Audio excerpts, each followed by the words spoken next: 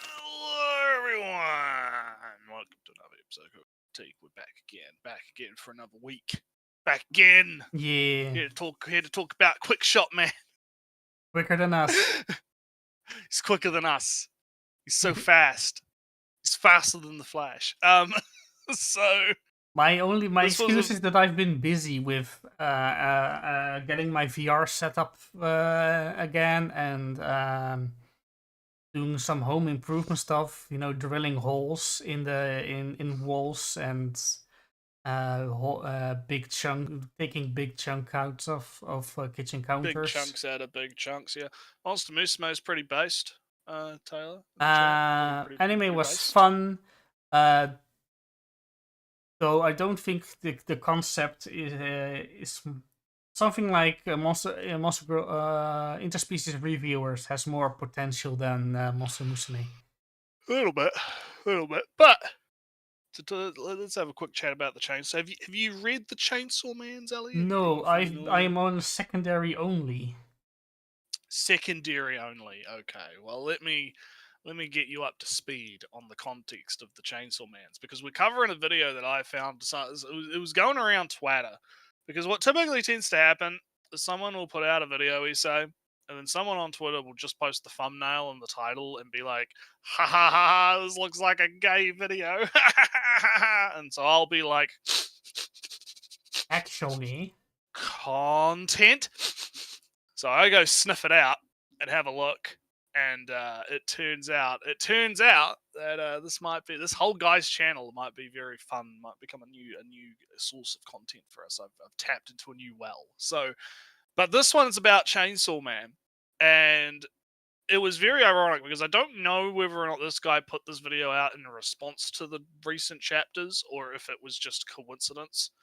I'm interested to see via the video if it's one or the other, because in the most recent Chainsaw Man's, there's been a lot of controversy, Ellie, but a lot of controversy. How so? Because supposedly our boy Dingy, he gets sexually assaulted. Ooh. He gets sexually assaulted by someone, Ellie.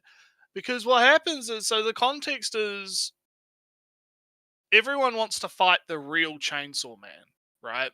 Are there fake at the end of Chainsaw Man 1, okay, yeah, because it's complicated. Let me try and explain this, because it's really fucking complicated, right? It's dumb anime bullshit, right? so there's like Dingy, who is normal human, right? And then you have Chainsaw Man, which is like when Dingy transforms into Chainsaw Man, right? He's got the chainsaw head and he's whatever. But then there is the quote unquote real Chainsaw Man, which was at the end of the first kind of because we're on Chainsaw Man 2, right? Chainsaw Man 1, the real Chainsaw Man shows up, and he's the Chainsaw Man that has like intestines for a scarf, and he's like fully body armored and all this other shit, right? And that's like supposedly not Dingy. It's like some manifestation of the real Chainsaw Man. It's nonsense, right? So everyone wants to kill the real Chainsaw Man, and not, but Dingy can't transform into the real Chainsaw Man, right now, because he's super depressed. He's big depression. So they're like, okay, how are we going to deal with this? Right, we'll go to a strip club. But then they go to the strip club, and the strip club's burnt down. Oh. Because the world's getting fucked up by demons or something, right? And so our girl, you know about the girl Thalia character. You've probably seen her around. I don't remember. I know a girl with a scar across her face. Scarface girl, right? She has the war devil inside her, and so she's a bit schizo because she switches between being femcell, right? Yeah. And war devil. And when the scar's on the face, it's war devil, and when it's not, she's normal, right? Oh, I didn't even notice that there were time. I probably assumed there were different characters. No, they're the same character, same body, two different entities, right? In the same body, right? So war devil is like, all right, fuck this, I'm gonna cut your dick off, right? That'll solve your depression and your needing to have sex problem, right? So she drags him into a back alley and picks up a knife and is like, I'm gonna cut your balls off. And he's like, no. Like, it's not like he like resists. It's more kind of like he's just like, can we not? Can we not? Can we not do that? And he swipes the fucking knife out of her hand, and she's like, all right, then fine, I'll crush your balls, right? Yeah. So he puts her hand down his pants and just fucking starts crushing his balls, right? And she's about to crush his balls in like a fucking nutcracker, right? And then all of a sudden she gets all these feelings from, because Dingy and the girl failure are kind of in love, kind of not, kind of, you know. War Scar Girl is so girl failure. Like I said, they're both the same, technically the same thing. It's just different personalities. Oh no, entities in the same body. It was the first time you referred to her as a girl failure, I thought. Well, okay, whatever. I know it gets confusing. It gets confusing, right? But stay with me for a sec because we're getting there, right? So she goes from the Sun, I'm gonna crush your balls, to the Dere, ooh, we kissed once. What? Ooh, what? And then War Devil just starts kissing Dingy while still fondling his nuts, right? And in the span of like a couple of panels, Dingy goes from I'm getting my balls crushed to literally nutting on her hand, right? Literally nuts. And she like pulls, like, what happens is War Devil disappears and goes back inside what's her face, right? Girl failure. And Girl failure does a fucking Shinji moment where she looks at her hand and sees the cum and she's like, what? But of course she's aware of everything that War Devil did, right? And then she runs off, right, leaving Dingy in the alley. And Dingy's just like, what the fuck? Right? What just happened? Like, what? What just fucking happened? And so this happens in the next chapter after that, right? She runs off, and she's like in the alley talking to the War Devil. She like smashes her head into the side of the alley to like wake War Devil up, because both entities in the same body, they both feel the same pain, right? And so she's like, "What the fuck did you do? Everyone's gonna think I'm a slut."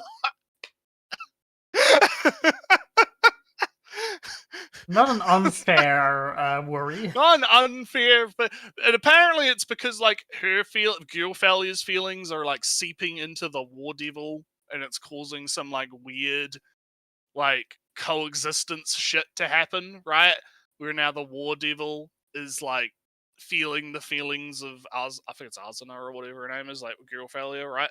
And so that's kind of the gist of it, right? That's like the gist of what's happening in Chainsaw Man right now. And people lost their fucking minds over this, right? Absolutely. Now, I wake up, right? And I'm like, you know, it's a good day. I'm going to go on Twitter. I'm going to see what's going on. You know? And it's nothing but people just losing their shit over this Chainsaw Man chapter, right? They're like, it's glorifying sexual assault. It's sexual assault. Dingy got sexually assaulted in Chainsaw Man. Ah, it's so bad, Ellie. Ah, it's so evil. Ah. And so I'm like, shit, I gotta go fucking read this chapter of Chainsaw Man. And I'm reading it. And as I'm reading it, I'm just fucking laughing my ass. Because it's one of those things where you don't really get it unless you actually read it, right? Because it was both the context of like, wait, this is why everyone's losing their minds? What? And also the fact that Fukuyama, I think it's Fukuyama, I can't. Is that the girl? It's kind of sounds familiar. No, that's the author. The author's name's Never mind. Something. The author has, like, he's really good at comedic timing, right? In the paneling. Because if you actually read the Fujima. Yeah, thanks, Jake. If you actually read the chapter, it has really good comedic timing in the paneling and how the panels kind of flow. So I'm just sitting here just laughing my ass off at Dingy fucking quick-shotting to a girl fondling his nuts. And I'm having the time of my life, just losing my shit over that because it's funny, right? And then I go on Twitter, and the contrast is like you have everyone just be like, "Oh, she got sexually assaulted. Oh, it's so bad." Oh, you have like cosplayers be like, "I'm disgusted that I cosplayed this character."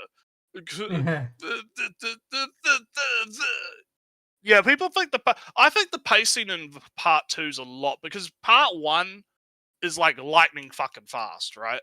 Like, you could blitz through part 1 of Chainsaw Man in like an afternoon because it's so fucking fast. It's like shit happens at like Mach 10, right? Part Yeah. 2's been a lot more slow burn, which I kind of appreciate. And not just that, but it's also very, like, there's a lot of comedic timing in it that's quite good. So yeah, I thought it was a good chapter. I thought it was funny. I thought it was really good, and I can see what one of the funny things is a lot of these Chainsaw Man fans, they like to think, oh, Chainsaw Man is such an intellectual series, Hmm. It's big brain. You have to have a very high IQ to understand Chainsaw Man. Oh, and then Fujimoto, or however you pronounce it, he like, if you actually know it, like, he did Fire Punch, right? Fire Punch, which is apparently very graphic, very, very intense, right? And then he's done a lot of really short works, and one of the short works is literally a story about a girl whose sister does a naked portrait of her that gets hung up in school for a whole year, right? Hmm. So everyone's like, oh, how could he do this? How could he have this graphic content in his work, Ellie? How could he do this? It's like, bro, he's a fucking, he likes this shit, dude. He's so yeah. So that was my little introduction, right? To give Nice. context, right? Little contextual rant, because now we're gonna, I guess we can switch over Yeah. to the video. Unless you've got anything you'd like to flag based on my horrible retelling of Yeah, events. only that I guess I could. You are fully caught up and everything. I know of a war devil existing, and I thought she transforms her head into a bomb or something. No, that's the bomb devil. Oh, That's sorry. like, yeah. So there's a bomb. There's also a bomb devil. Oh, the war devil was the one that can make weapons out of stuff, right? Yeah, she Including makes a. weapons out of stuff. Yeah, yeah, Alright. yeah. Because there was the time she made a weapon out of her uniform. That was. The sex bomb devil. Yeah, yeah. So this man, so we've got, so I believe he calls himself Ozymandias or something, right? Oh no, I And the wasn't video is, Nretsew, I wasn't done oh yeah, explaining oh, my you were done. experience. Okay, I'm sorry. Yeah, so I know there are more devils surrounding, and there was one time Denji was on a date in an aquarium that was Yeah, somehow, that was that was girl failure. Yeah, yeah, yeah. but that aquarium was repeating endlessly, or something. Anyway, Mm. that's all that I gathered from there, and that Denji likes penguins. Yeah, he likes penguins. Yeah. So Yeah, pretty much. that's my kind of my knowledge base of what's happened Mm. after the anime. So right here we've got Ozymandias, I believe his name is, and we've got male victims still aren't taken seriously. Anime culture and the genius of Chainsaw Man. Chainsaw Man is See, again, this is what I mean about Chainsaw Man fans. They like to hype the series up like it's this fucking high intellectual art piece, right? It's Mm-hmm. like, no. No, no, no, no. So yeah, I guess we'll just get into it. I Yeah, like this context. The PDF file teacher being hot and the victim being lucky is the punchline for the first 30 minutes. I don't know what this movie is or whatever. But there's one thing I got to do before we get right on it. There you go. Sammy might not be in the chat yet, but he will. Also, this is just my annoyance that censoring pedophile in a text on screen doesn't fool the algorithms, and two, it doesn't. How does this soften the blower of anything? See, I just like saying PDF file because I find it funny. I like that version of censoring it more. I think it works better. I think it's good. But I anyhow, don't I don't care let's for that, but Well, let's get right into it. The handling of the trauma suffered by male sexual assault victims has become an area of discourse online and in real life. It's rarely ever productive or helpful. If another male is an abuser, most people with ideals of male strength and masculinity will look down on you or question your sexuality.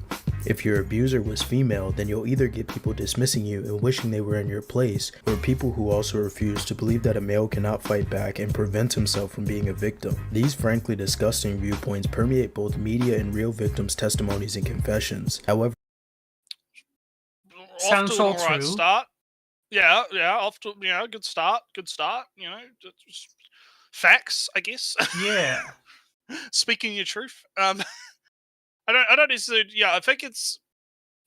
This is something that I feel like a lot of these YouTubers like to do is they'll kind of start off with facts that you can't really dispute this, and then they're gonna get into some crazy bullshit, right?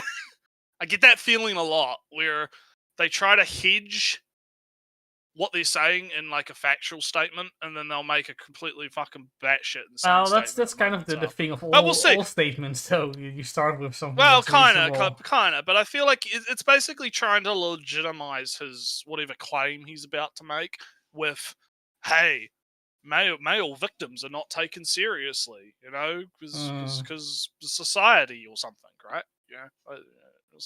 Society, which again is true to an extent. I do agree with that as being a problem, but the question's going to be, what is his prescription for the problem? What does Dr. Ozymandias prescribe to fix the problem? Let's find out. I think there's a lot of media that shows male victims realistically and take them seriously, such as the Netflix show Baby Reindeer. For the sake of this video though, there's a genre and specifically a series that I want to both call out and commend. The hypersexualization of female. Can you go back?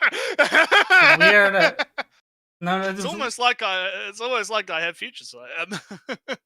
No, you have to go back for half a second. Yeah. How anime culture depicts sexualization and interpretation or whatever, something like that. That doesn't make that's not a good sentence. No, it's not. How anime and interpretation. It should be interpretation. No, not even interpretations. The interpretations of how anime culture dictates sexualization, or something. Right. So the thing is, right? Again, starts off with factual claims. Now we're getting the Mott and the Bailey has been formatted. He has his defensible position, and now he's moving to his indefensible position. So yeah, let's see what he's gonna say. Let's let him cook. The hypersexualization of female characters in anime, alongside the very weird fucking attitudes towards underage characters within certain sectors of the anime fandom, also play a major part in how audiences interpret actual sexual crimes and themes of grooming, because so alright, so this is my technical complaint, is that he's kind of hard to follow. He is a little bit hard to follow, but can you have complaints about his batshit bullshit fucking statement that he just made? No, because I found it hard to follow, and I kind of forgot his. I don't have his words. Well, what he basically said was, depictions of sexualized content in anime and whatnot affects how people view sexualized stuff in real life. Is essentially what the point that he's making. The point that he's making is basically all of the, the cute and funny, lolly stuff and whatnot, and all of the sexualized content within anime leads people to. It changes the way that they view sexual assault and sexual content in real life. Is essentially what he's saying. So I can go back and listen to it again if you want. Yeah, let's do that, because it's also all these images are very distracting because I want to read them. And don't focus on the images, right? Focus on what he's actually saying. Well, yeah, but here's the thing: I would consider that to be a tactic, right? Is that he uses the images to try and distract you from the point he's actually making. Because if you actually listen to what he's saying, it's fucking insane, right? So let's listen. The hypersexualization of female characters in anime, alongside the very weird fucking attitudes towards underage characters within certain sectors of the anime fandom, also play a major part in how audiences interpret actual sexual crimes and themes of grooming. Because as much as they deny it, chronically online anime fans are very much like book talk. Take My Hero Academia. So, alright, what is book talk? I don't fucking know. See, alright, so I as I'm, because it's a very long on sentence, it's kind of hard. So, just like book talk, how anime women are portrayed in anime, Right. has an effect how audiences see anime. No. How audiences see real life. Did he say real life? Assault. Yes, he did. I'll do it again. I'm gonna keep doing this until you get it. Let me see if I can help you here. Right. I'm gonna do something. Right. I'm gonna go.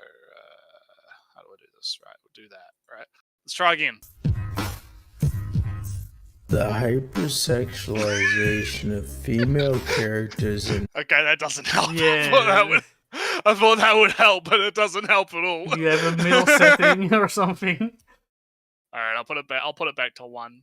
All right. I wanted to slow him down. I wanted to slow him down, so it was easier to actually. Let's try 1.75. Let's try that. That's anime, faster. alongside the very weird fucking attitudes towards underage characters within certain sectors of the anime fandom, also play a major part in how audiences interpret actual sexual crimes and themes of grooming. Actual sexual crimes and themes of. All right, go. Yeah. But I thought he went back to anime. Actual crimes in anime or something. Go on. Well, but you see, this is the problem, right? And this is why it's dishonest, right? This is why this is dishonest, because he's kind of playing it in both sides, right? And it's actually good that we're going back and redoing it, because even I'm picking up on new things that even I didn't fucking You see, I said he was hard to follow. Yeah, like even I'm picking up on shit because he says, right, like. If I go, it's this bit with the Chainsaw Man that's really important. Characters within certain sectors of the anime fandom also play a major part in how audiences interpret actual sexual crimes and so that's real life, right? That's real life. No, that's real life. Themes of group and themes. In terms of grooming. Because of grooming. So he's talking about real life, and then he puts an "and" in there and transitions into themes of grooming in fiction. Right? So that's an interesting little wordplay that he did. So, but then it goes and themes in actual crimes and grooming in fiction. So it's still very vague and confusing. Well, that's what I mean. It's vague, but I think he's doing this thing where he's going, right, I'm going to say that it affects reality, right? By saying that it's, it's changing how people view real crimes, right? Real cases of sexual assault, and how they interact with the themes in fiction, right? That's how I'm interpreting it, because of that "and" in there. So it's like he's kind of trying to dodge a bullet a little bit, because he probably knows that if you say fiction affects reality, then you're gonna get your shit kicked in, rightfully, right? So he's doing this thing where he's trying to am I talking about real life? Am I not talking about real life? Ooh, maybe I am. Maybe I'm not. I think this is just very clumsily written, very clumsily thought out. Sorry, I looked at the title of the stream quicker than the stream. Because we're playing it in slow-mo. No. No, I feel this is very clumsily written, because you've heard me like a minute ago, Nretsew. I don't necessarily disagree that watching something influences your own morals in some way, but it's kind of I coach it in a bunch of stuff because it relies it's far more than just watching Dragon Ball and thinking punching people is cool. Although to I don't know, although people have a very hang up around sex, so that's a thing.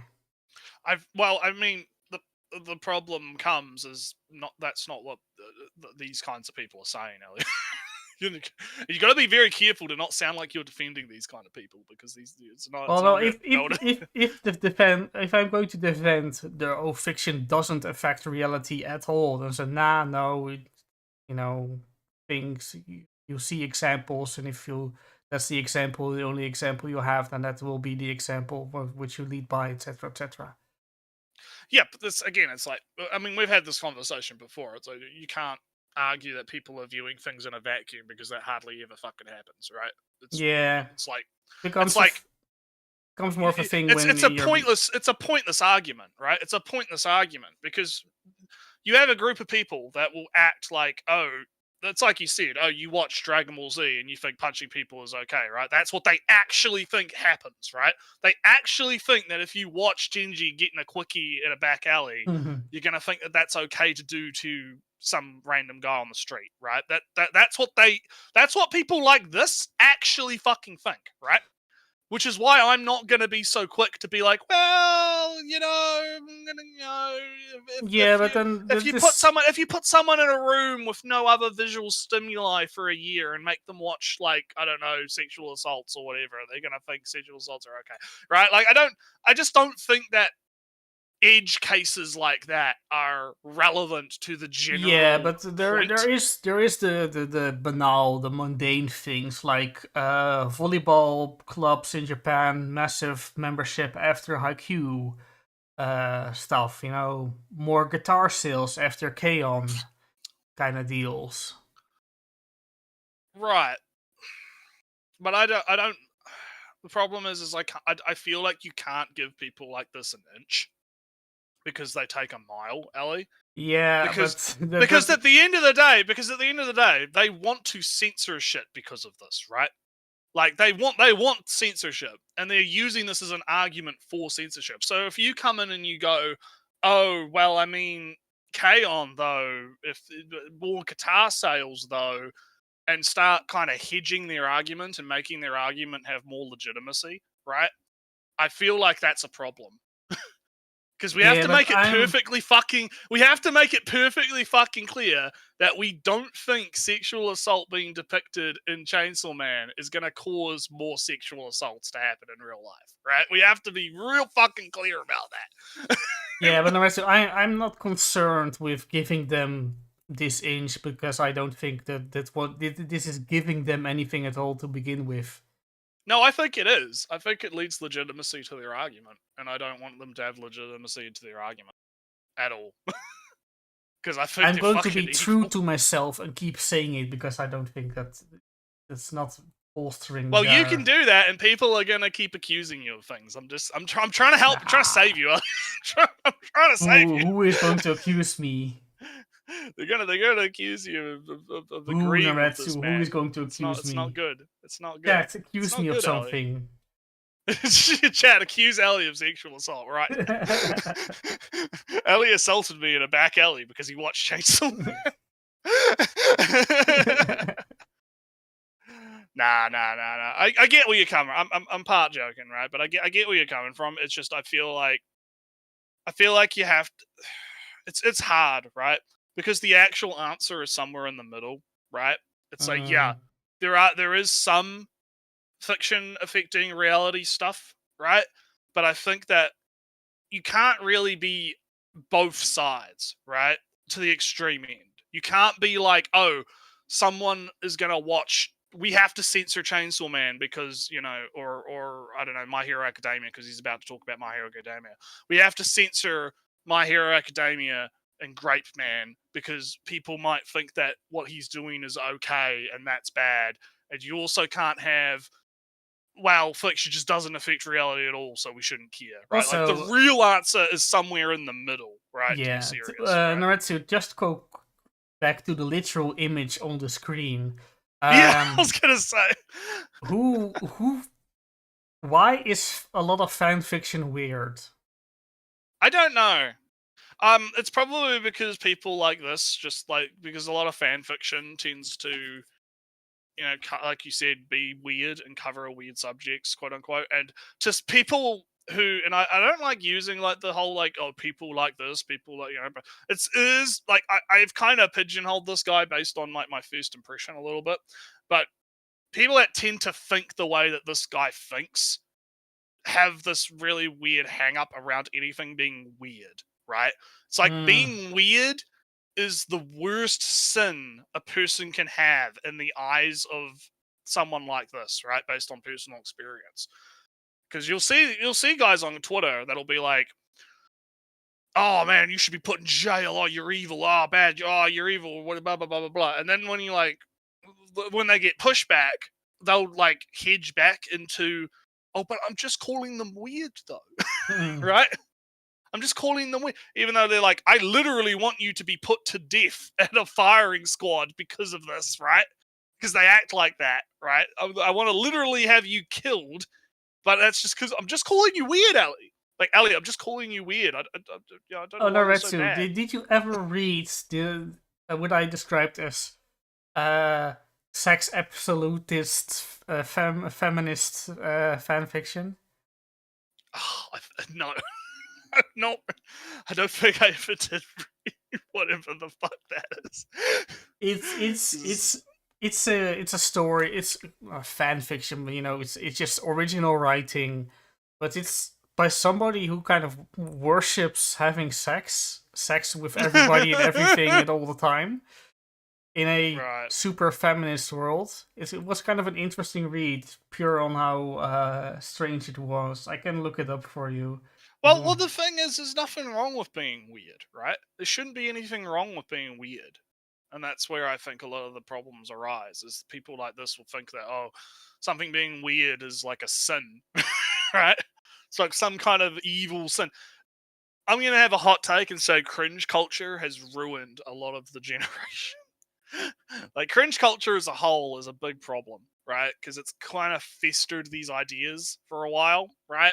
In people's minds, and it's caused people to start getting this mind rot where they think, oh, I can't be cringe, I can't be seen as being cringe, I have to be ironic, because if people think that I'm cringe because I like the cringe thing, then it's, oh no, I'm gonna get ostracized by my friend group, oh no, they think I'm cringe. It's like, guys, you gotta go. It's okay, listen, you need to be cringe and free, all right? Be cringe and be free, all right? But anyway, we've kind of argued a little bit too much. So he's going to talk about Hero Academia now. So let's listen to what he has to say about it. As much as they deny. Oh shit! I should probably probably fix that. I'll probably fix that first. All right, back to 1x speed. We go. Let's go. Chronically online anime fans are very much like book talk. Now, since you asked about book talk, I want to, because he flashed a meme for like 0.25 with a seconds, dog face right? that So looks, you know, very much like shocked. Oh, okay. How book talk motherfuckers look at me when I recommend an actual book instead of something getting their back. Oh, that's okay. I do know what this is, right? So on TikTok, right? There's you know, there's different TikToks, right? Like anime TikTok, headphone. Yeah, Chet TikTok, mentions something on TikTok. Yeah, so it's basically people on TikTok talking about books that they like or something like that, right? And a lot of the time it's women talking about shit like 50 Shades of Grey, right? Or like those weird, you know those novels. You've talked about them before, the ones that you find at like the fucking supermarket or whatever. Oh those, yeah. Like, fucking those like love novel type, romance type things, right? So I think that's what he's talking about here. He's talking about, which is weird, right? Because if we're going to be like, oh, sexual content is fine, right? And it shouldn't be a problem, and it shouldn't be an issue. However, I'm going to make fun of and mock people that talk about books that have sexual content in them. So, Yeah, I don't know. It feels like just weird. kind of sex negative vibes. Yeah, I'm getting those vibes. I'm getting those sex negative vibes from this man. He's Is this the same guy as become? No, it is not the same guy. It's a different guy. It is. I'm gonna kind of spoil this, right? It's left-wing version of Become Psychopath.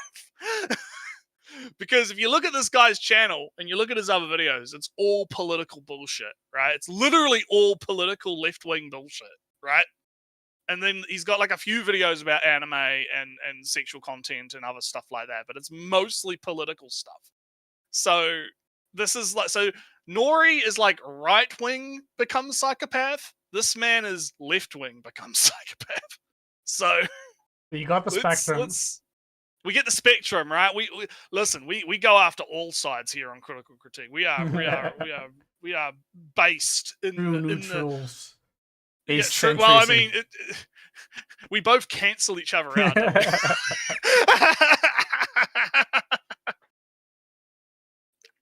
See, we here are trying to prove that you can have two people that are technically on opposite sides of the spectrum, and we will create the thesis and the antithesis will become the synthesis on our show. That is, yeah, but that's it how helps we work. that we're on kind of literal opposite ends of the world as well. Yeah, it does.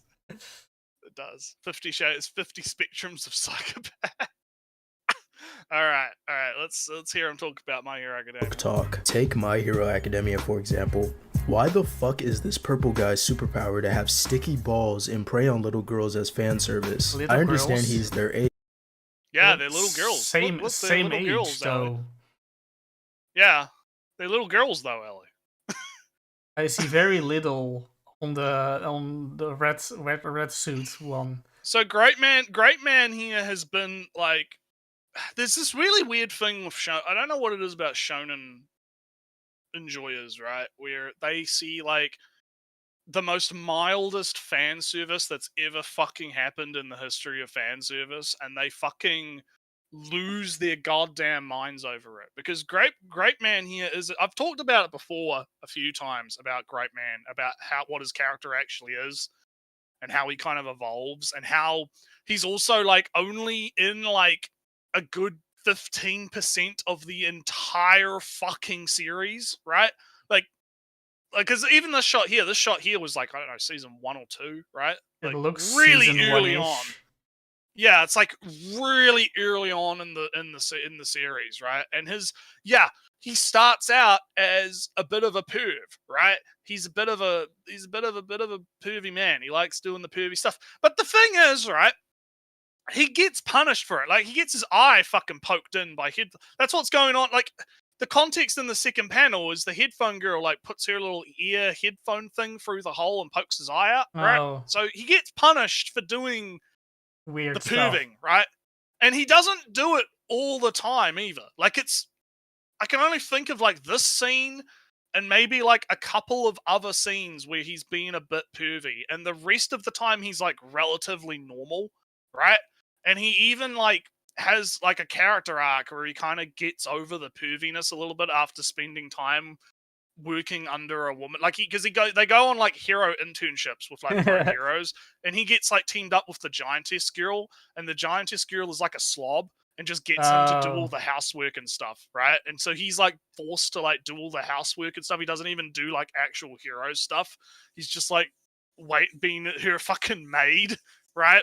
And he comes back and he's like, literally, yeah, Gouda knows what I'm talking about. He literally goes MGTOW. Like, he literally goes MGTOW for a while after that. And that's like his character arc, because he ends up like kind of abandoning the whole pervy thing after that, sort of, right? And like, yeah, his superpower is that his hair like grows into these like little grape ball sticky things, right? And it's like, yeah, it's fine. There's nothing wrong with that. I saw somebody's superpower that was making your jeans fit or something. That's oh, that'll be the Gene guy. Oh, the Gene guy. His actual superpower is like Fred's. Like, he can control Fred and stuff. Yeah, something. So this is the thing. It's fine. There's nothing like. again, they see like the most mildest thing of fan service and lose their fucking minds. And of course, he's like, "Oh, they're 15-year-olds, by the way. They're teenagers. Oh no, can't have teenagers in anime fucking showing even a modicum of skin, Ellie. That's bad. Can't can't have that. Oh no." It's not like the show targeted at teenagers, for teenagers. Teenage Yeah, fans. let's continue Nretsew. Yeah. Yaguda's like, yeah, meanwhile, gushing over magical girls. Yeah, this guy would have a fucking aneurysm. Oh man, but anyways. But anime is a diverse medium with a vast array of genres and themes, but it often falls into patterns of depicting women in overly sexualized and objectified ways, catering predominantly to male fantasies. These male fantasies then bleed over to things such as older women, power imbalances, and other concepts and scenarios that are prevalent in male sexual assault cases. The fact that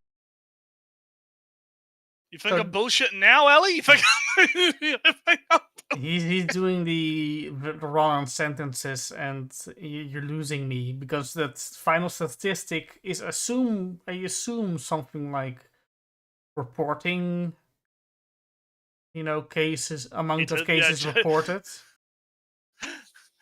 I don't know, but Jake is losing his shit. He did the leap. Yeah, he did. Oh yeah, I guess I just skimmed over. If you read this, you'll actually look at older women or whatever, something. Well, no. Listen, Ellie, you got to pay attention. You got to pay attention to what he's actually saying. Stop. It's hard. We've already established his dishonest editing to distract you from his actual points. But I want to actually talk Samu about. Doesn't know what's going on. Well, Samu just showed up. That's why. So let's okay. Because I kind of want to. Because this is somewhat of an annoying point, right? But anime is a diverse medium with a vast array of genres and themes, but so male bodies tend to be exaggerated to show strength, while female bodies are for fan service. Right? Yeah, that's a standard argument. It's a dumb fucking argument. You call it what it is. It's not a standard argument. It's a dumb fucking argument. Because you're gonna tell me that big muscular man, big abs, big cum gutters, right? You think that that's not for women as well, right? You don't. What even like the pretty boys, right? You think the pretty boys that all the girls are shipping in their like fan fictions and stuff. You think that's not for female fan service, right? Like, come on. Come on. Yeah, but he said stuff like. Yeah, so yeah, because he's basically making this like he says, oh, anime is super diverse, right? Anime is the super diverse medium. It's super based, right? However, they're all the same in this regard. Yeah, they're all the same in this regard, which is bullshit, right? Because it often falls into patterns of depicting women in overly sexualized and objectified. Is this overly sexualized? Well, the last images where they just show her shirts, Yeah, I'm gonna get to that. I'm gonna get to that in a minute. But I would even argue this isn't like she's just in a fucking bikini. Like, what the? Are we gonna argue that bikinis are over sexualized now? Right? Are we gonna argue like women aren't? Are we gonna become like 1930s fucking thigh fucking length measurer dudes? Right? Have to measure. We have to measure how high the skirt is to make sure it is compliance, right? Puritan fucking nonsense, right? Objectified way. Yeah. So what? I remember what anime this was. It was fucking Loco Roco or something. Yeah, it was like a it was like a gangster anime or something with the deaf guy. I remember watching it when it was like 2015 or whatever. Gangster, yeah, thanks, Jake. Actually gangster. Yeah, it was gangster. It was actually called that. Yeah. It was a good show, actually. I don't think I ever managed to finish it. Actually, I should probably get back. How dare you not finishing it? Yeah, I back in the day, I was really bad at that. I was like, I dropped things and just not get back to them. But it was pretty good. Now, what is this for fan service? Is this fan service, Ellie? Is her just being in a fucking top, right? Is her just being in this top fan service? I don't see a yellow filter, but I assume this is a warmer country that she's in. It is, yeah, she is. It's like I don't remember what country it takes place in, but it's like some Puerto Rican, maybe not Puerto Rico, but like some South American country. Like it takes place in some South American kind of place, and it's all about gangsters doing gangster things. Yeah, and one of the characters is like a deaf guy. It's like a deaf Japanese guy or something, and he's like this badass whatever, and he like falls in love with this girl here, I think. And then what I think ends up happening is she either gets kidnapped or killed or something happens, and he basically just goes fucking scorched earth on like the underworld or something. I don't quite remember it all. It was a long fucking time ago I watched this, right? But the general point is, right, I don't see this as fan service, right? This isn't fan service. This is just women existing on screen wearing something, right? Where is the actual, like, oh no, I can see her cleavage. Yeah. And I can see cleavage in women in real life too. Especially women wear stuff like this in real life. Like, what the fuck do you mean? Like, it's normal. Like, I don't know why this is such a weird example. It's such a weird example to use, right? Because I know I'm kind of rambling on a little bit, but this is fucking triggering me, right? Because compare this, right, to the maid in Seventh Prince, right? She has actual fan service scenes, right? Like when Lloyd walks into the tent and she's like changing, and they have like the whole, like she quickly puts on the her like shirt, right? And she goes out of the tent, right? That's fan service. That's deliberate, right? That they are doing that deliberately because they want to have the fan service scene there, right? This isn't like deliberate fan service. This is just her woman exists. So to say that it's fan service, right, is in my mind very weird and dishonest to me, right? Because start talking, because I need to, stop talking. I'm kind of just waiting for the next part where he says that means older women something, because he said it kind of fast and randomly, so I forgot. Yeah. And also, Good is right. Gangstar is a seinen, right? It's an adult show, so it's very, very fucking weird. But anyway, he says it all anime, to male fantasies. All right. Well, anyway, I'll just so we can hear it. As in objectified ways, catering predominantly to male fantasies. These male fantasies then bleed over to things such as older women. Okay, so before he goes into the next bit, right? He's saying that these fantasies then bleed over into older real women. life, I guess. Listen to what he's saying. They bleed over into older women. Yeah, they bleed over into older women. What, is being into older women bad? Like, what the fuck are you? No, the anime bleeds over into older women. What does that even mean? Yeah. Well, we have to what listen. What the fuck does that even mean? We have to listen to what he says. That's what he says. So we have to. Okay. Samu's getting mad. Seems like we're gonna finish. Look, I'm sorry, Samu. Look, we're being Quickshot man today. We're getting triggered really quick. Oh god. Commonly to male fantasies. These male fantasies then bleed over to things such as older women, power imbalances, older woman, power imbalance, and other concepts and scenarios. Okay, and other concepts, but what does this mean? 81% of women. Oh, this is what I assume to be reported sexual assaults offense, and the amount of times it happens versus the amount of times it gets reported or something. Yeah, no, but there's no indication of that's just an assumption, like, because there's no well, he says something to that is. effect at the end, kind of, this is weird. This a weird thing of he's showing stuff that doesn't relate until it suddenly does. Okay, well, let's see. Areas that are prevalent in male sexual assault cases. The fact that well, no, because all he says is it's just like, oh, these. So he's saying that. Wait, he's saying that older woman power imbalances, and what was the other one? It was like, it's like I'm not gonna play. I'm just like trying to find like. Okay, commonly to male fantasies. So male fantasies then bleed over to things such as older women, and power imbalance. Power and other imbalances. concepts and scenarios that are prevalent in male sexual assault cases. The fact that Okay, so because older women and power imbalances are prevalent in male sexual assault cases, the fact that people are fetishizing these in anime, right, is bad. That's the logic I'm getting here, right? I think unless you said just the same thing, the thing I decoded from this because it needed decoding. Older women and hot teachers are a fetish. Therefore, when an older woman teacher assaults a boy, that is a more fetish thing than an actual problem thing.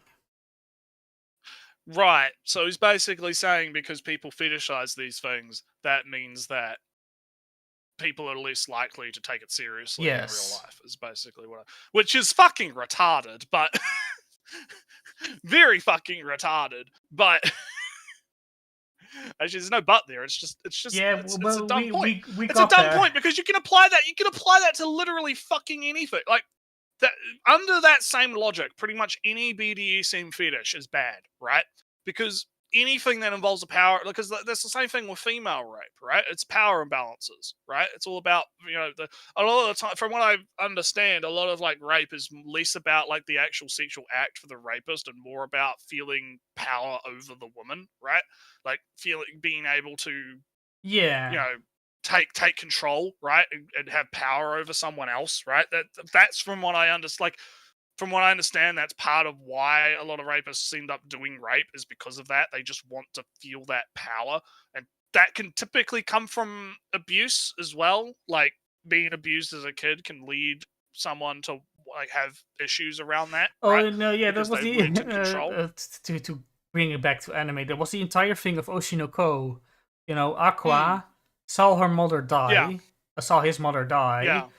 Therefore, because he doesn't want to lose his sister, he's going to going control every bit of. He is going to control every bit of his sister's life. And he's going to be a bit of a control freak. Yeah. It's and similar, therefore, and if he loses control over his sister, he might kill his sister. Because that's the only way he can keep control. Yeah, but my problem here is I don't think that the depiction of those fetishes, right, or that sexual content, I guess, right, in media is causing people, like, and is necessarily, like, just because people have that fetish, right? Like, I've kind of talked about this, when was it? It was when Necro was on, wasn't it? Like, I think a lot of men just find that concept hot, right?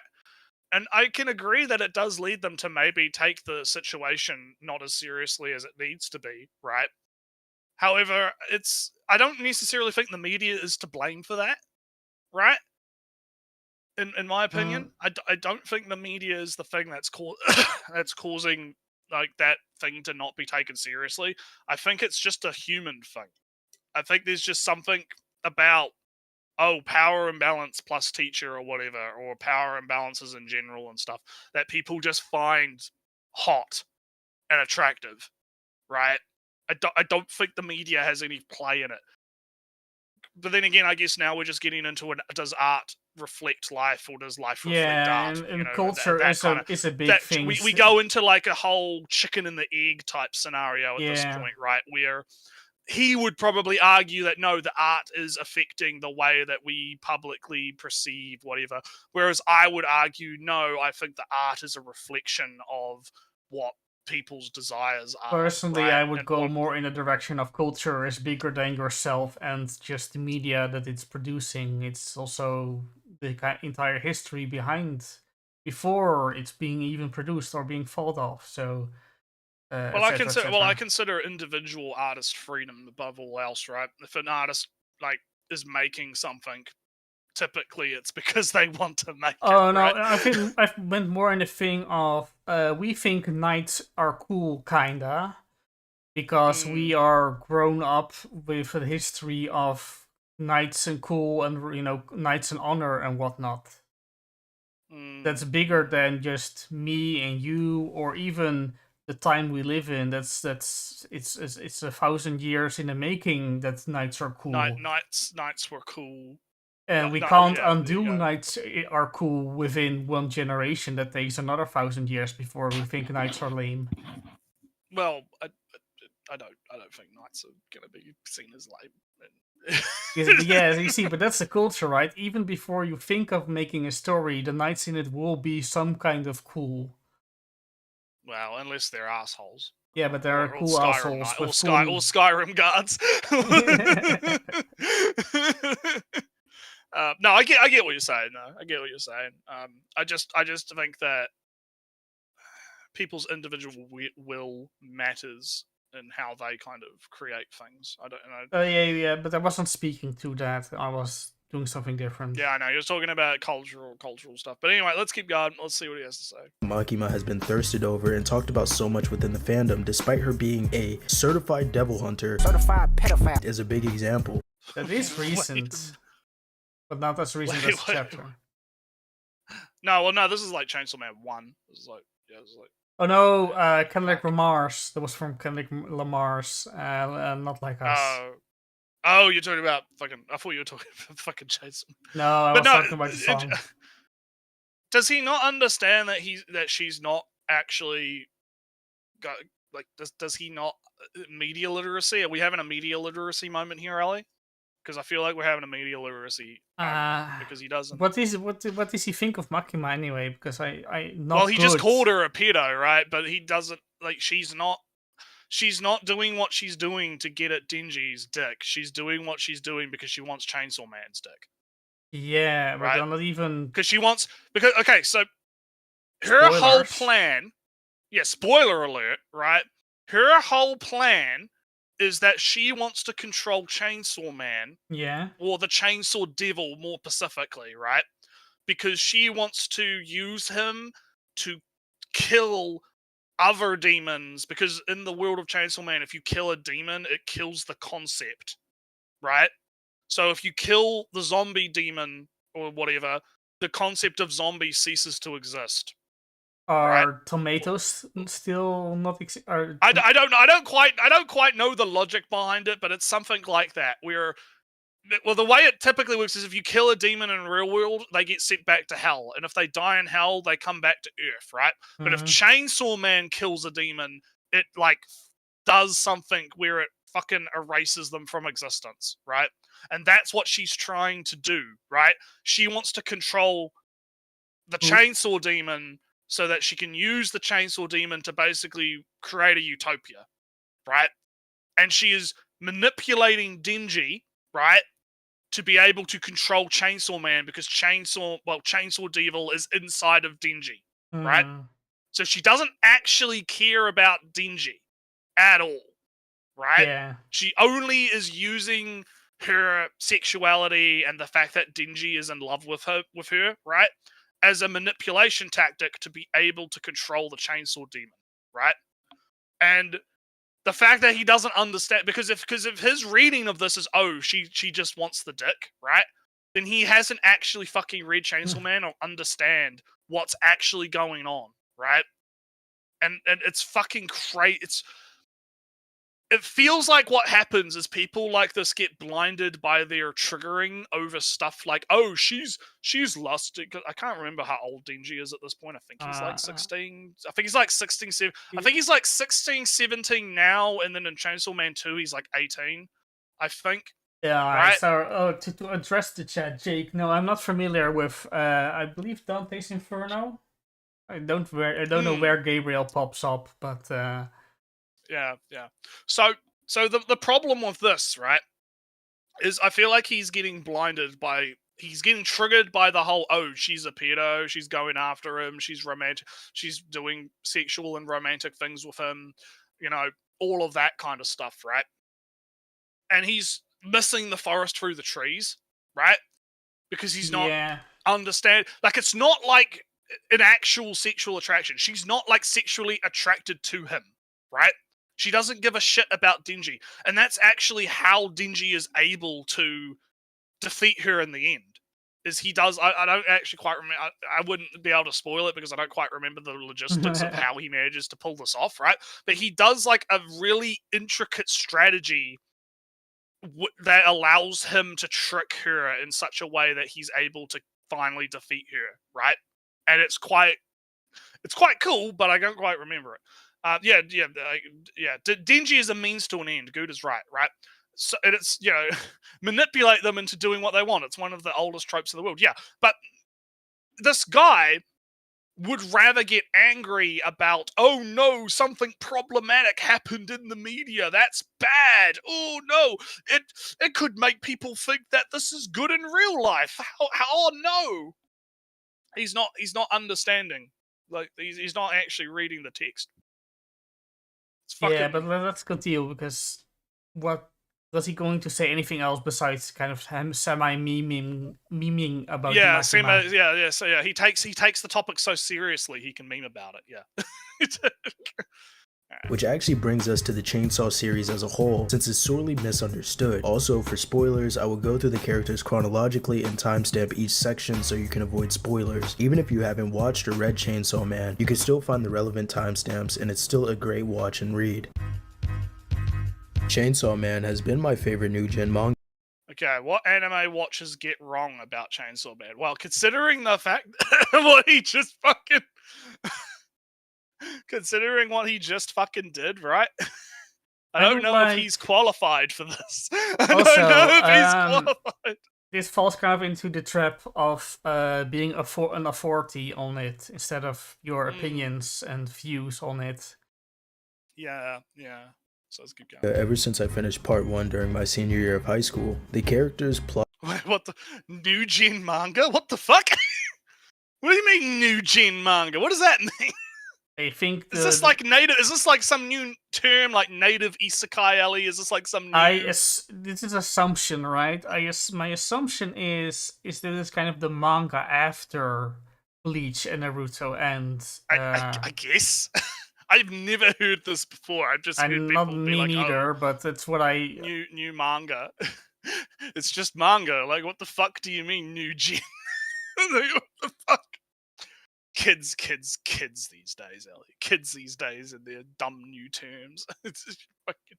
Plot, pacing, and relatability of it has always stood out to me, and I'm happy that the anime boosted its popularity. But I've got a bone to pick with the anime community. A lot of people write off the main character Denji as the stereotypical horny anime protagonist, and all the risque moment in the series as fan service, but they're really missing one of the biggest themes in the series. Through the lens of its protagonist Denji, the series actually exposes the vulnerabilities and consequences of abuse, manipulation, grooming, and navigating trauma as a teenage boy. Yeah, it can be both at the same time, I guess. It could be both, yeah, it could be both. Remember what I was saying about Chainsaw Man fans and how pretentious they are? Because they're like, oh man, it's all about trauma and navigating stuff as a teenage boy. Oh my farts. Oh, it's so oh god. And then you like fucking read interviews with the author, and he talks about how he's like, a lot of this is his fetish. Like straight up, there's some really weird interviews with the author where he'll be like he just wants to get dommed by dommy mommies, like just straight up. Like, he's just fucking, he's into this shit. He's cooked and it was a burnt mess.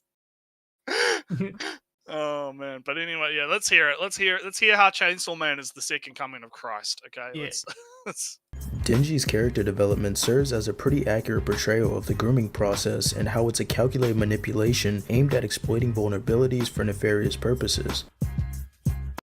Okay, so yeah, it's weird because it's weird, right? It's weird how he's like, he probably does get it, but he's deliberately not getting it to be able to make his pedo jokes. Right? Also, yeah, which undercuts his whole fucking point, right?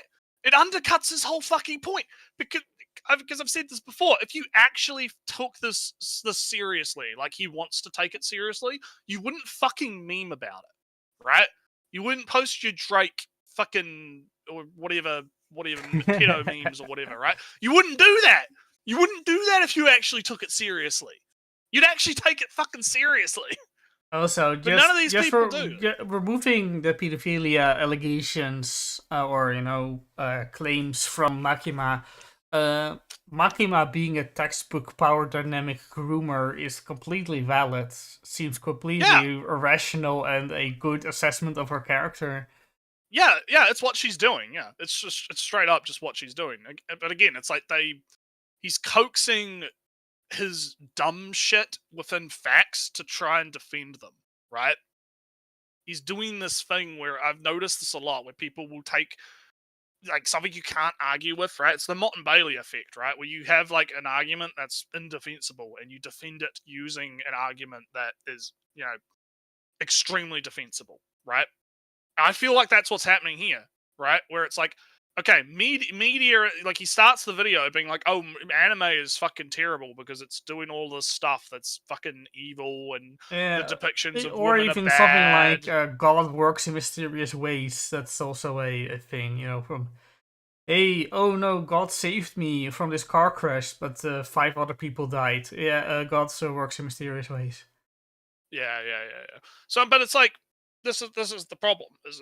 I feel like, he just like, oh, the media affects real world interpretations, blah blah blah. It's so bad, it's so terrible, and now he's just gonna jack off how Chainsaw Man is supposedly so different, right? It's so much different, Ellie. It actually shows the thing is bad or whatever, right? But then he's gonna get mad because people still fetishize it, because it turns out people just like dommy mommies. Like, what do you want? So Jake is saying, Makima fates Dingy's agency by coercing him into her hand, and that Dingy himself is internally broken and based in desires. He's at the literal bottom of Maslow's pyramid. Yeah, exactly. Yeah, and that's like the point, right? It's like, that's the point. But anyways. From the first episode, 16-year-old Denji's circumstances render him Okay, 16, right? Yeah, I thought he was, somewhere around. Right, so he's to manipulate. Of consent. So he's legal in like 90% of the world. He's of consenting age. Yeah, in like most of the planet. Yeah. Orphaned, poor, and lacking in parental guidance or role models. After turning into Chainsaw Man for the first time, he asks Makima to comfort him with a hug, having never had anybody besides Pochita in his life. From this moment, Makima realizes Denji's weakness, a need for intimacy, love, and connection. Central to Denji's experience of grooming is his relationship with Makima, a powerful figure of authority within the Devil Hunter organization. Initially presented as a mentor and ally, Makima gradually reveals her true intentions as she exploits Denji's desire for... This dialogue sounds very... Man. Yeah. Groomer. I'm getting groomer vibes. What does that mean? I always forget how to say it. I'm so terrible at it. It's like, oh man. Getting big big groomer man, big groomer vibes from this, guys. Big groomer core. Yeah. Oh man, it's like, yeah, it's very groomer like, because that's the point. Maybe because it is. Maybe because it is.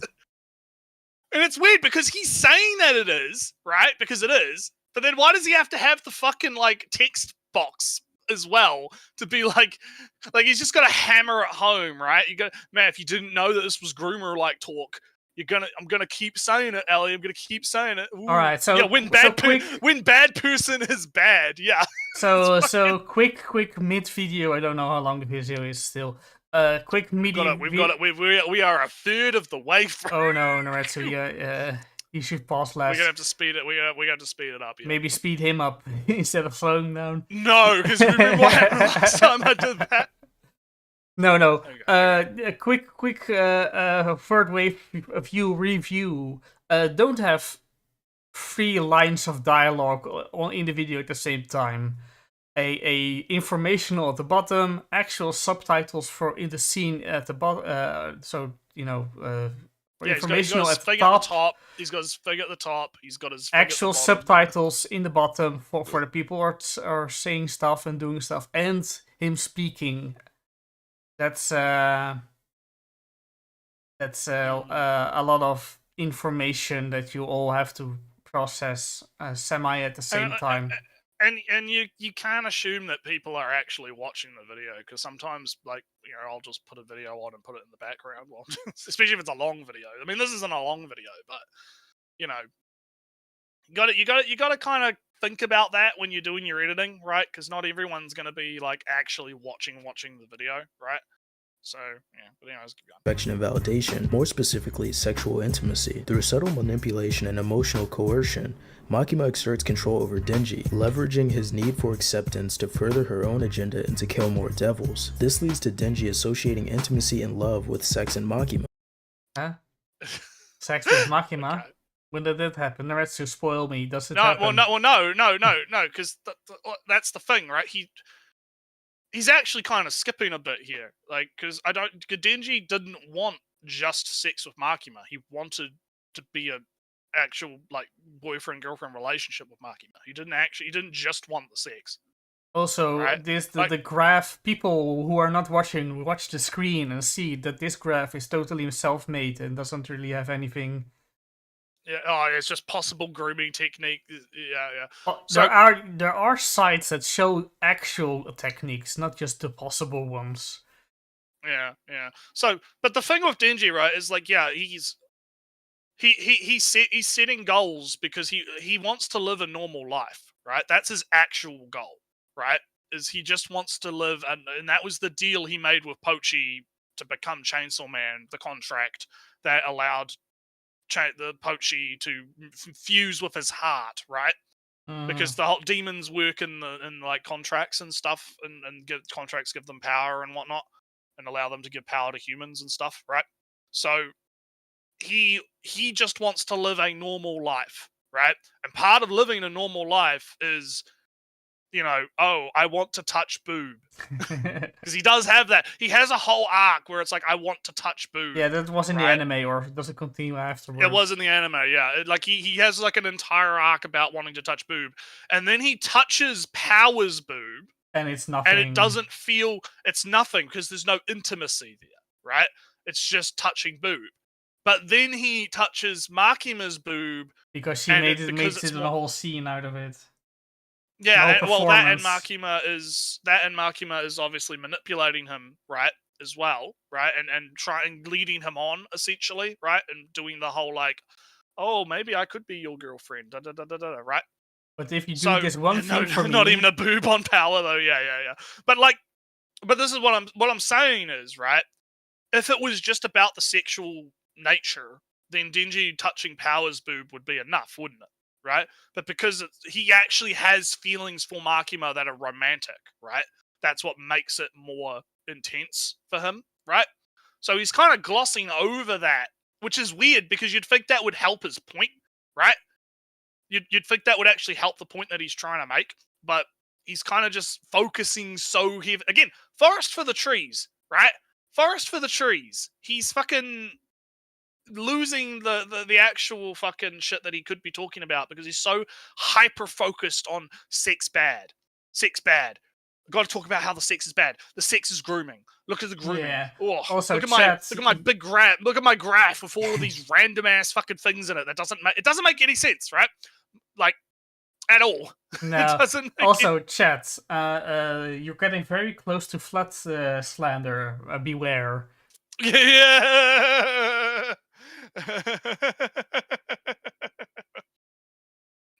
Oh man, but alright, let's go down.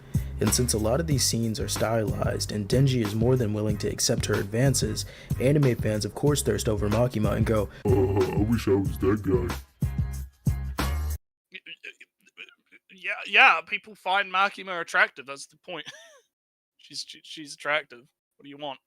What do you want? Yeah, it's like, yeah, okay, and